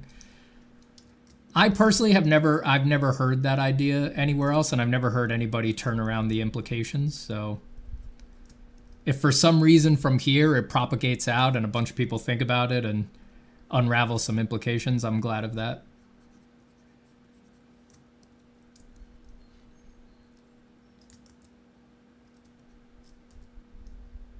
While scary, I feel that there is something sort of beautiful in that. I don't know. I don't find it beautiful. It sort of implies a sort of like a sort of insincere simulation quality to the cosmos. It would really upset me if that were true. I have to admit that my biases much favor there being an sort of like an ontological truth to nature that we are operating within, rather than nature being an ontological absurdity, which I think whatever random thing you believed being made into reality at the point of your death would imply, yeah, an ontological absurdity, you know, just an ungraspability to existence. It's like I understand that even if there is an ontological truth, I'm willing to accept that humans could never grasp it, but I'm definitely prejudiced to hope that even if it's ungraspable, that there is one, you know?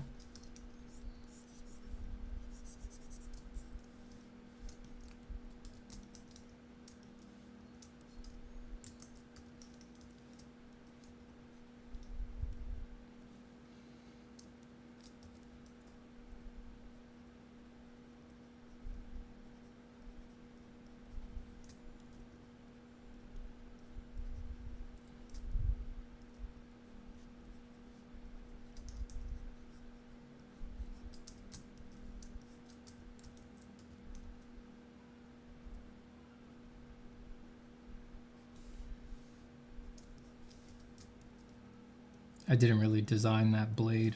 I have to sit and do a session for that.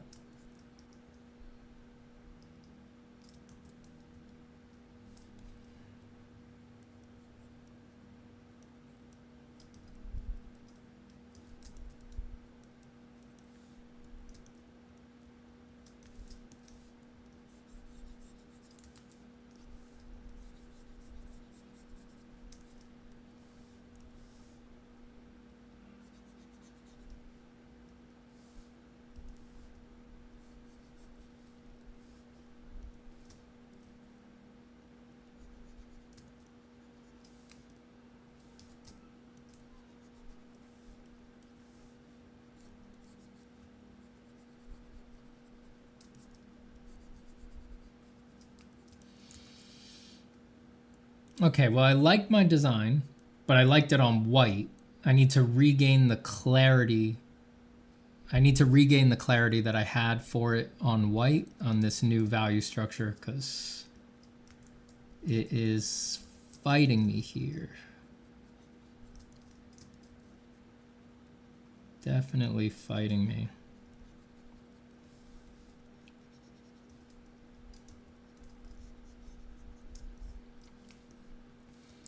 All right, let's just start up here with the head.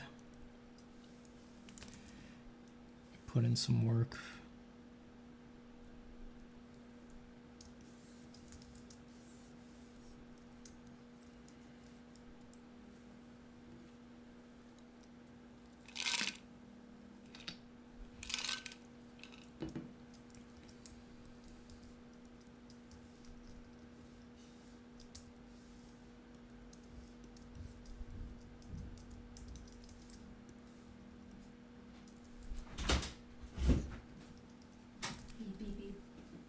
Beep, beep, beep.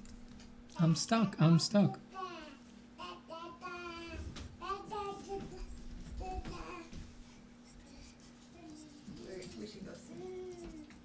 thought we were gonna go at 2. 1. You said 2 earlier. 1? All right. 1:30.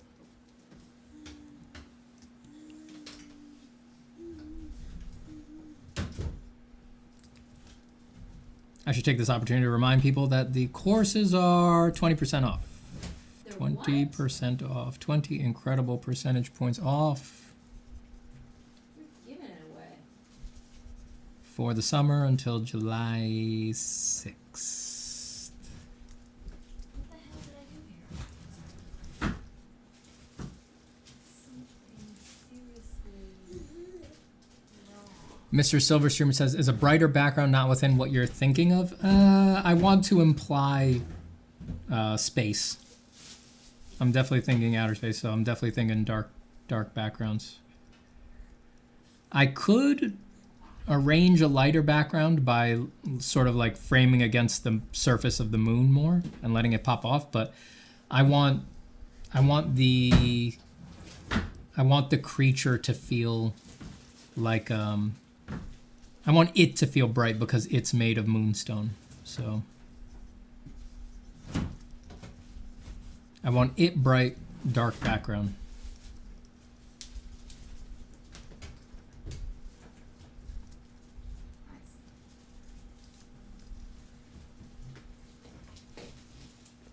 Hi, Jim. Hi, buddy. Yeah. Ah. You know what I realized? What? He doesn't have a bathing suit. No, but he does have bathing diapers. Yeah, but he needs a bathing suit. Did you put him in the pool? Yeah. What'd you put him in? He needs a bathing diaper. Hmm. But I'm telling you, he needs a bathing suit.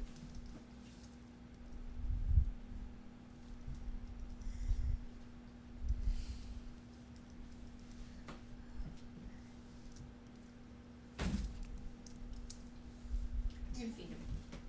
Come on, Jamie. Let's have lunch. Come on, baby. Go on, little baby. Come on, dogs. Let's go. Come on.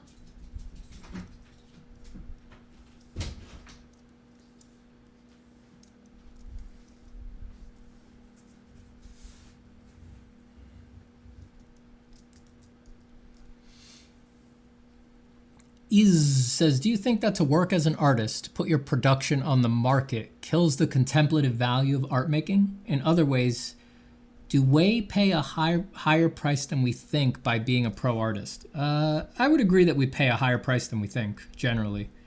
But that doesn't mean that it's not going to be worth it for particular people. It depends on you. It depends on you. For some people, that higher price is going to be worth it, and for others, it is not. But you definitely pay prices for being a pro.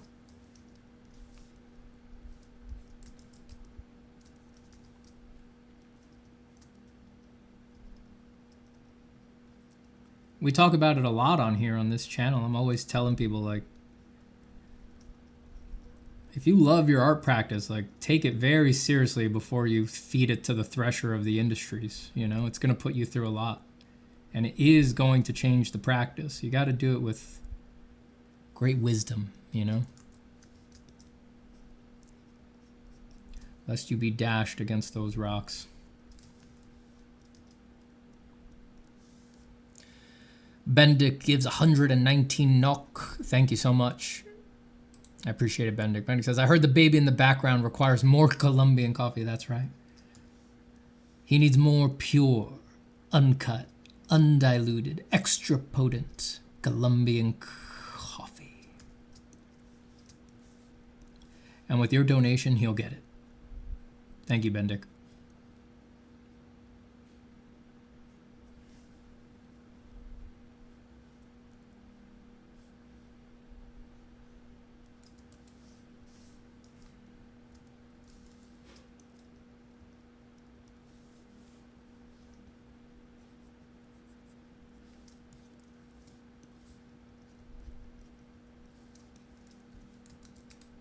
Let me see if I can get some nice textures off of this same moon that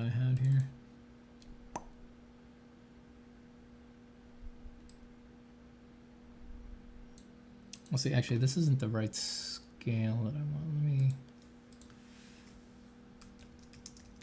Let me look up some actual moon rocks. Maybe I can get a nice...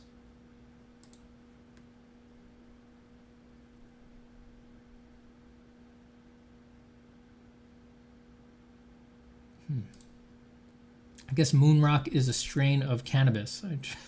I searched moon rocks and it's nothing but weed.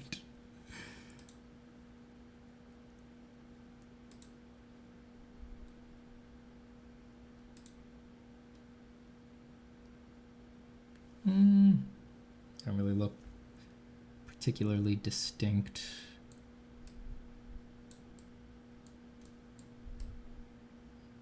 I had like a marble quarry that was giving me some nice textures I liked the other day. Try that. Just mess with a couple things.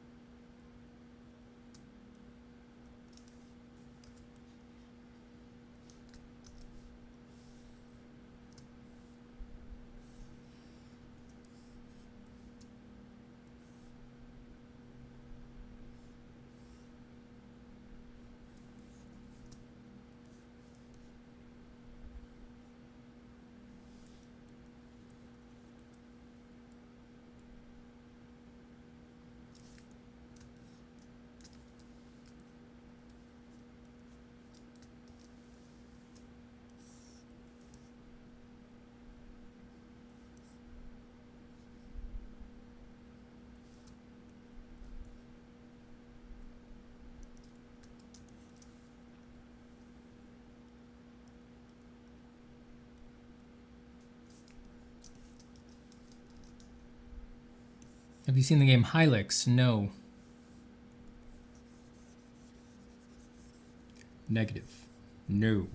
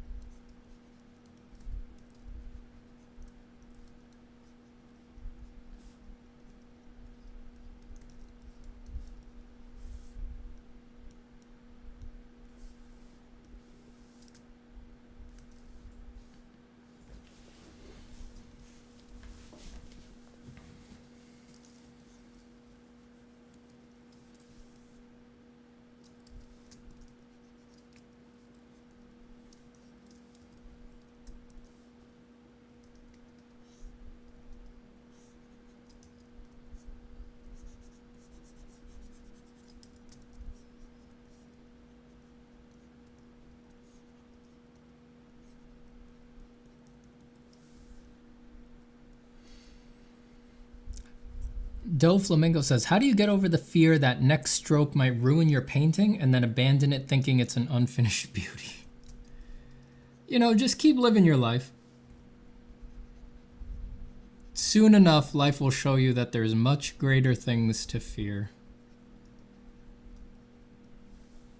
than fucking up a painting. None of us avoid it.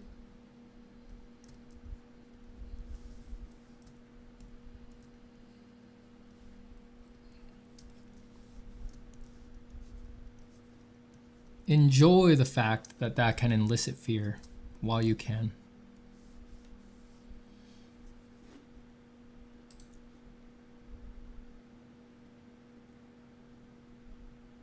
Life will educate you soon enough. Goodbye, Boxer Wing.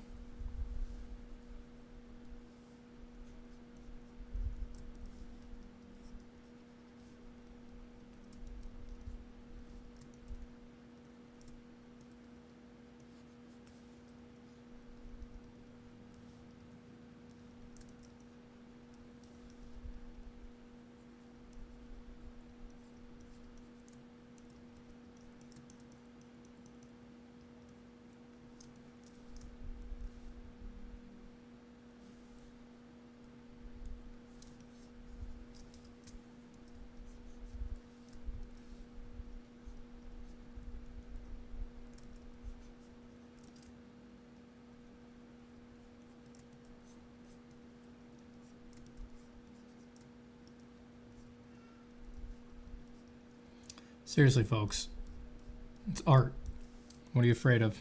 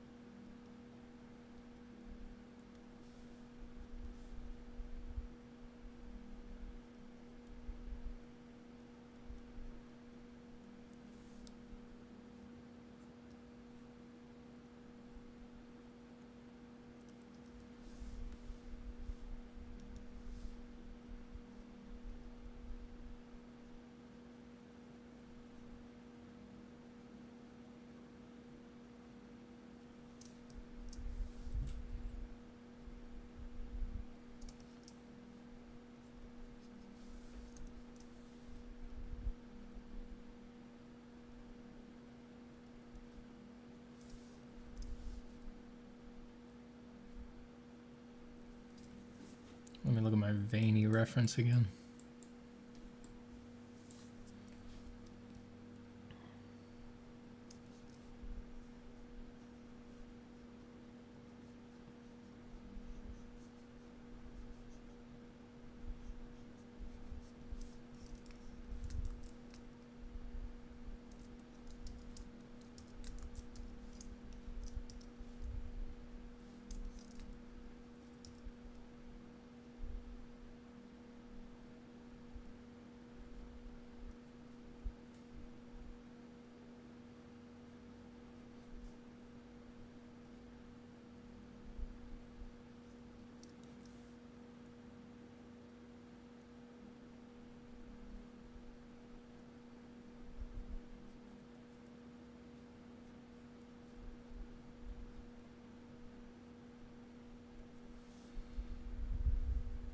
Mr. Silverstreamer says, the inevitable passage of time, hubris, potential inability, aphantasia being insurmountable, that rocked by the water, the list of fear can go on.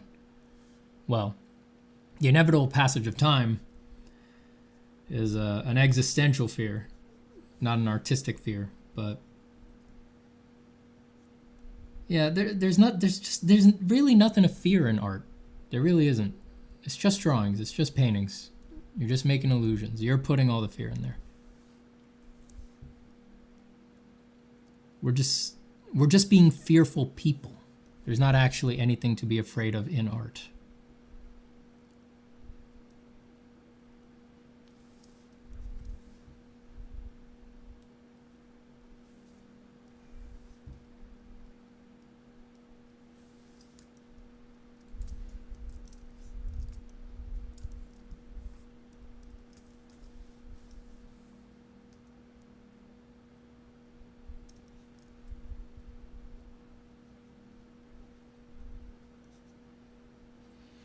It applies to art, I think. Granted, it applies to art on a different level than just the art itself. Yeah, but you need to separate it out.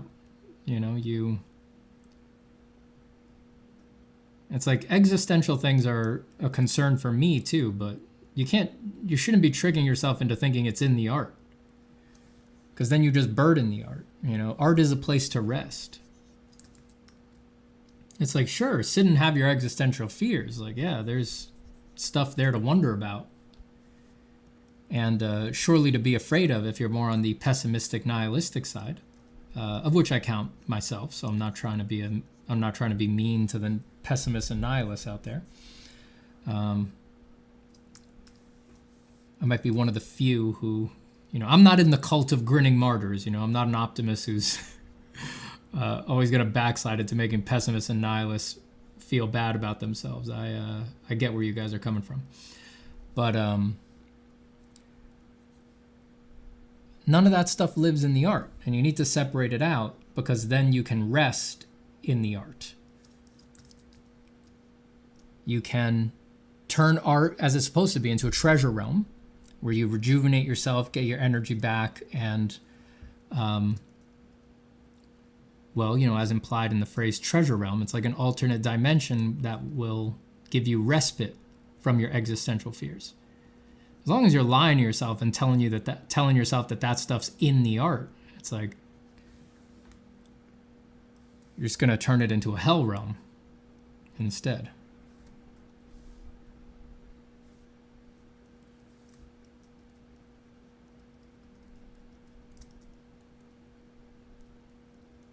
It's like let doing your taxes be where the existential fears obtain, not the art.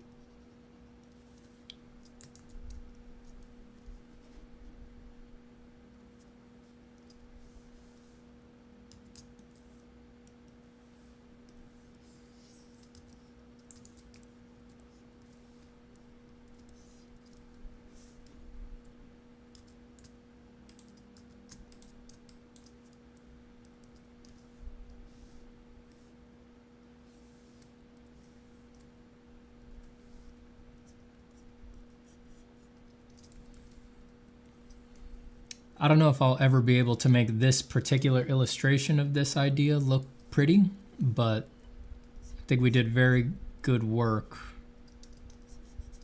in seeking the kind of design we're looking for. The illustration is ugly, but I like the design solutions that I've found. Now I can just start over if I want to make this look pretty, I can just start over from scratch and make this design look pretty. But this was really the essential work that needed to be done. I'm on to something good here, I think.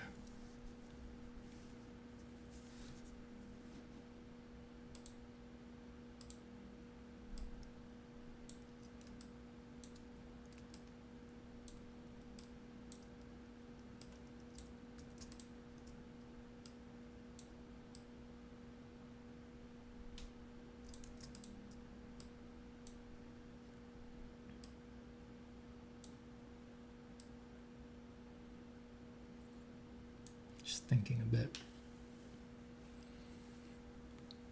Silverstream says, out of curiosity though, what do you think drawing would be like for you if you couldn't visualize with your mind's eye? Much the same. I can visualize with my mind's eye, but I rarely do it with my work. I mostly just react to what's on the page.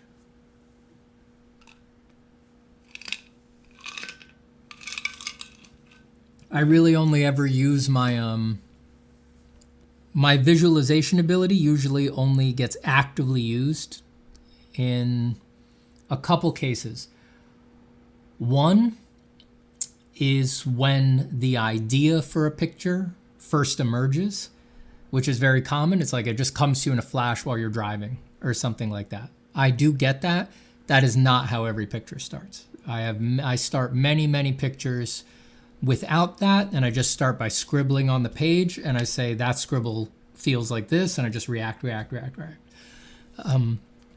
But sometimes, yeah, I do have that initial flash, but I do not try to trace that flash or anything like that. I don't believe that's possible. I think people delude themselves into thinking that like their process is, I have this ultra clear image in my head of what this is supposed to look like, and I am going to just try to copy paste that onto paper. I think that they are being deceived. I think that the mental image is actually much blurrier than they think, much more abstract than they think, and they don't realize that it is coming with a sort of dream emotion of certainty. When I talk about this, I usually talk about it, I analogize to, you know how in a dream you can, well, I don't know, people with aphantasia, some of them say they dream in visuals and others don't. But so maybe, I don't know what kind you have, but if people commonly have the experience in a dream that they'll be looking at an apple on a table or something like that, and for some reason, even though there's no context for it in the dream, you know that that's your grandpa's apple and you're 100% certain about it. In the abstracted dream state, which I think is very much similar to the state in which we receive images in a flash, I think that people don't realize that a lot of the times their mental flashes of imagery also come with that dreamlike grandpa's apple certainty. And your mind is just adding this a-causal certainty that, oh, this is actually very clear. And it's like, it isn't. If you actually investigate the image, it's a abstract, muddy mess. It is just coming with a payload of emotional certainty.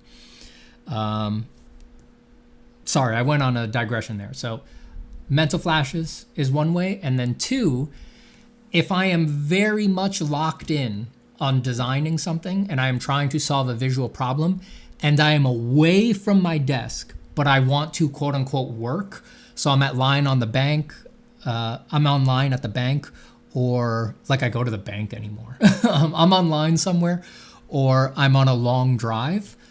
I will try to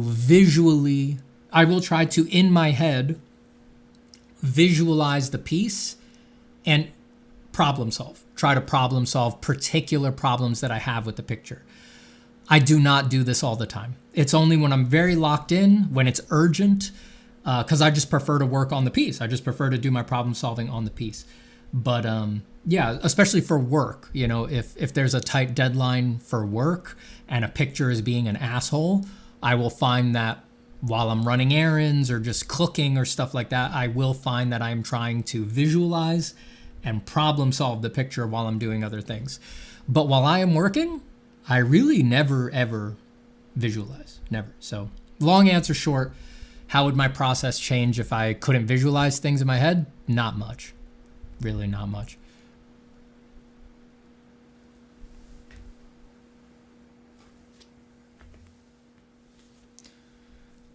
All right, everybody, I'm going to start wrapping up here.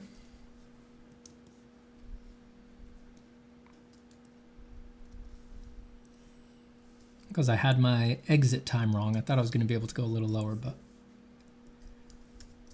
a little longer. My wife has informed me otherwise, however. So I'll be on for maybe 10 more minutes, 5 more minutes. Just any last questions, you throw them out. Or if I missed a question before, I'll see what I can get to.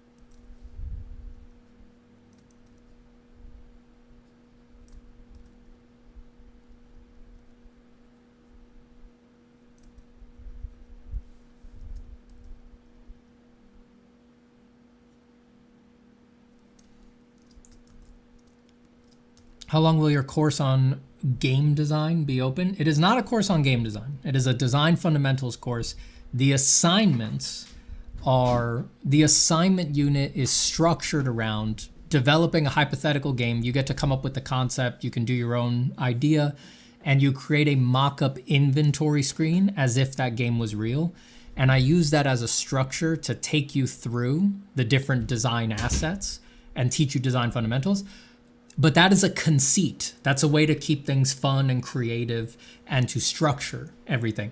But it is not a game design course, just to be very clear. And I am not teaching like quote unquote real UI design, right? It is just a conceit to make learning design fundamentals fun.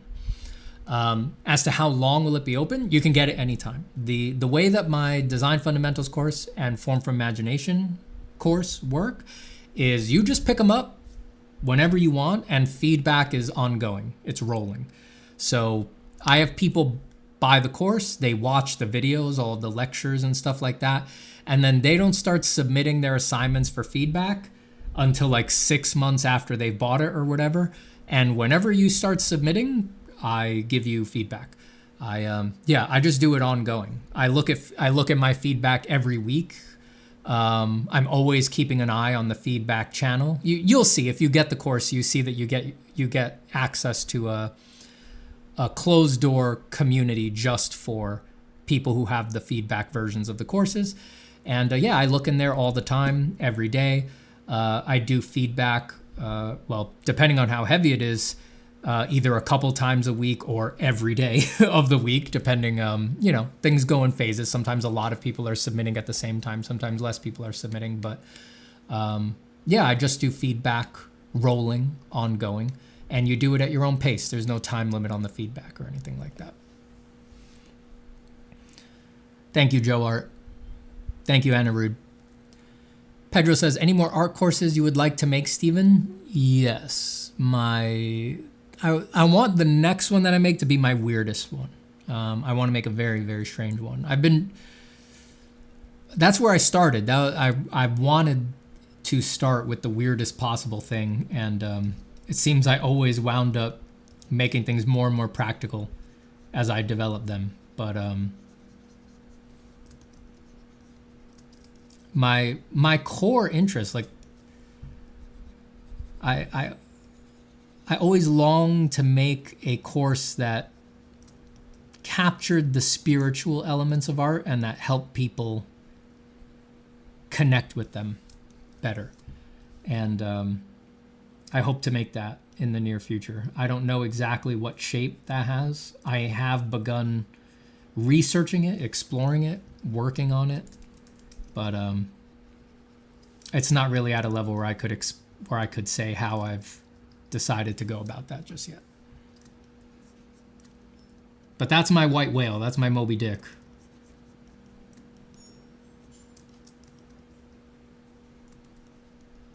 I've been able to, I know how to teach that stuff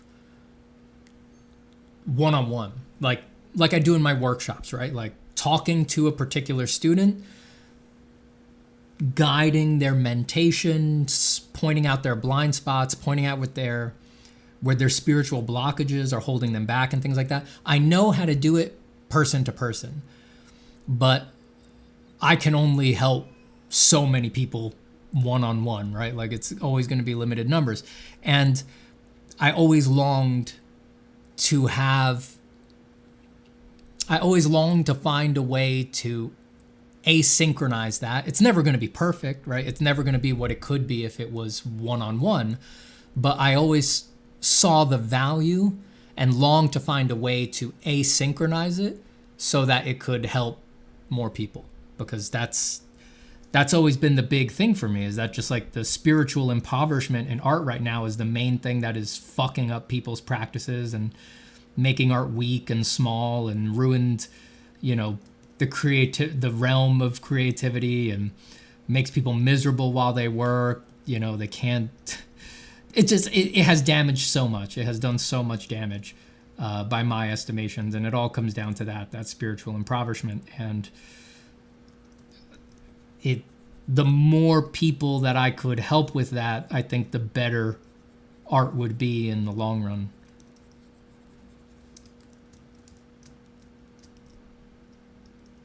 So I'll find a way, damn it. But it is hard. It's hard as fuck. I've always found it very challenging.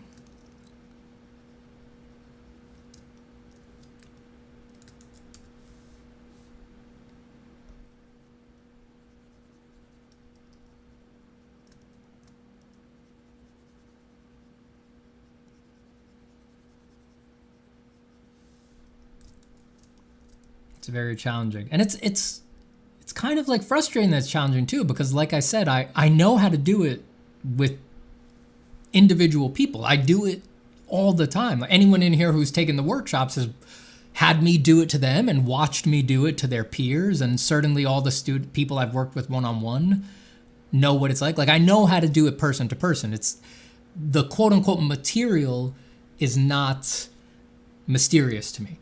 It's structuring it to asynchronize it. That is what is that's difficult. I've always had a hard time cracking that. No, I have yet to crack it.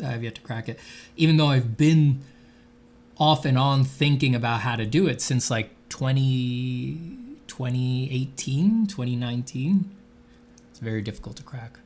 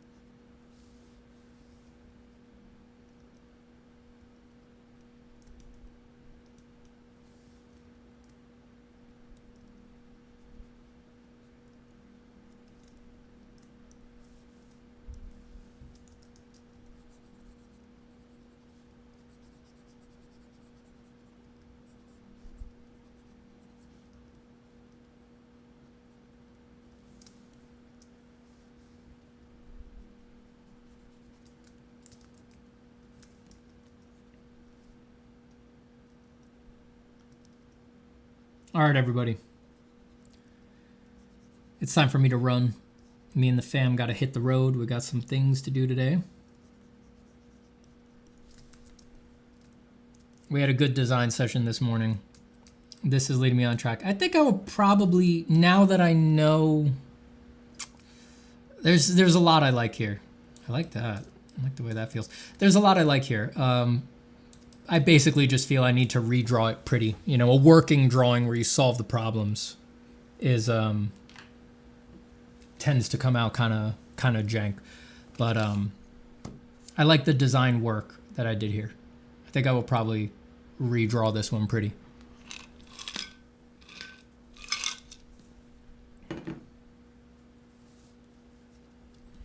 Let me label this.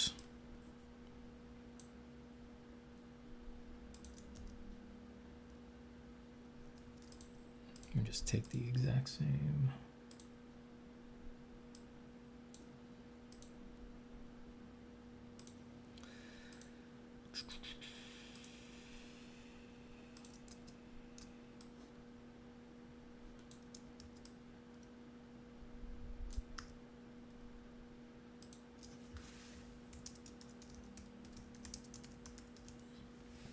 Moonborn Angel. Do I like that? Do I like that?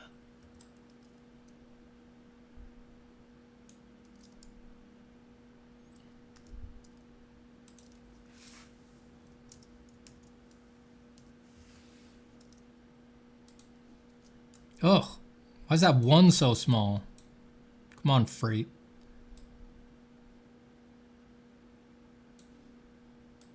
Killing the designer in me, I hate that. All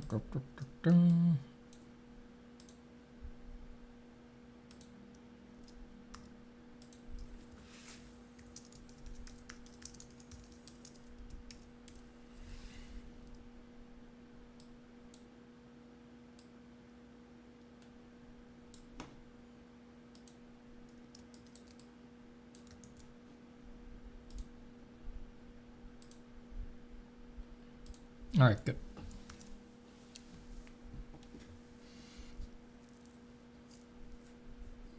Thank you very much. everybody for hanging out. Courses are on sale, 20% off until July 6th. Please consider picking them up. I greatly appreciate the support of everybody who has already picked up the courses, and I look forward to seeing your work. Again, there's no time limits on feedback. I do it ongoing and rolling, so the astute among you will have noticed that, yes, it is a good idea, if you're ever considering getting the courses, to pick them up on sale and then just sit on them until you're ready to start doing the assignments. And what else do I have to say? Any other housekeeping stuff? I am going to try to stream again on... Actually, it might be difficult. This might be... I'm visiting my family out of state next week. So I probably won't be able to stream until I'm back, which will be the week of the 22nd. But I will definitely stream probably a bunch of times that week. So I will see you all then, if not a little bit sooner. I hope you all, I wish you all good luck on your projects. Happy drawing, as always. And goodbye, everybody. Goodbye to Space Camille, who asks, is it okay to take the fundamentals before the Form from Imagination course? I think it just depends on what your focus is. Both are designed to be accessible for a beginner. I would say that if I was going to say one is more foundational than the other, it's difficult for me to say without knowing what level you're at, you know? I think they're both appropriate for beginners. They're both technically foundations courses, but generally speaking, and this would be true not just in my courses, but anywhere, like at an art school or something like that, generally, form is considered more foundational than design. So it's like if you were really thinking like, you know, as like a raw beginner, what would be the smarter thing to take first is probably going to be FFI, Form for Imagination, just because, you know, Form for Imagination starts you with a sphere. It's like the simplest thing you can explore in art, even though we investigate at a very deep level. And design is generally just considered a, you know, you have to spin more plates to do design work even on a basic level. But I don't think it's bad for anybody at any level to engage design thinking. So it may be a little bit more challenging, but I think it's always appropriate to investigate design and engage design thinking. But if you're on a more intermediate level, then, you know, there's no prerequisites. Like my courses are not structured like, oh, this one is a prerequisite for this one. No, you can come in at any gate, you know. Goodbye to Anirudh Bansal. Goodbye to Warrior On. Goodbye to Nope. Goodbye to Twisted Blob. Goodbye to Pedro Assisi. Goodbye to For Blasphemy. Goodbye to Zemi for the win.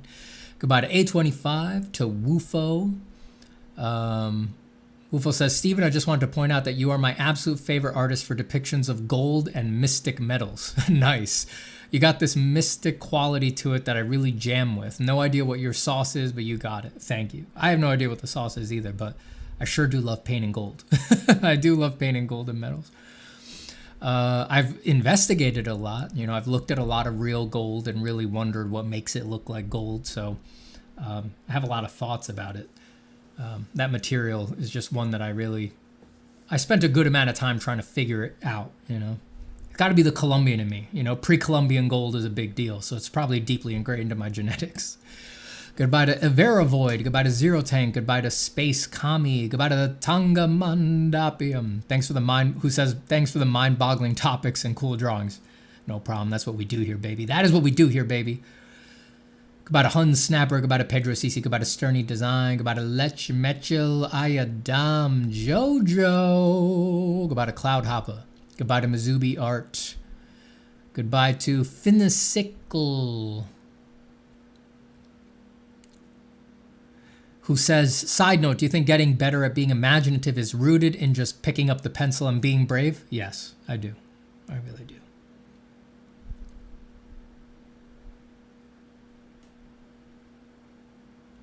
Goodbye to Monkey Juice, who I wish I could answer your question right now, Monkey Juice, but that's a big one, and I gotta go. But ask it at the next stream. All right, everybody. Peace. Have a great one, and I will see you all soon. Keep drawing, baby. Bye-bye.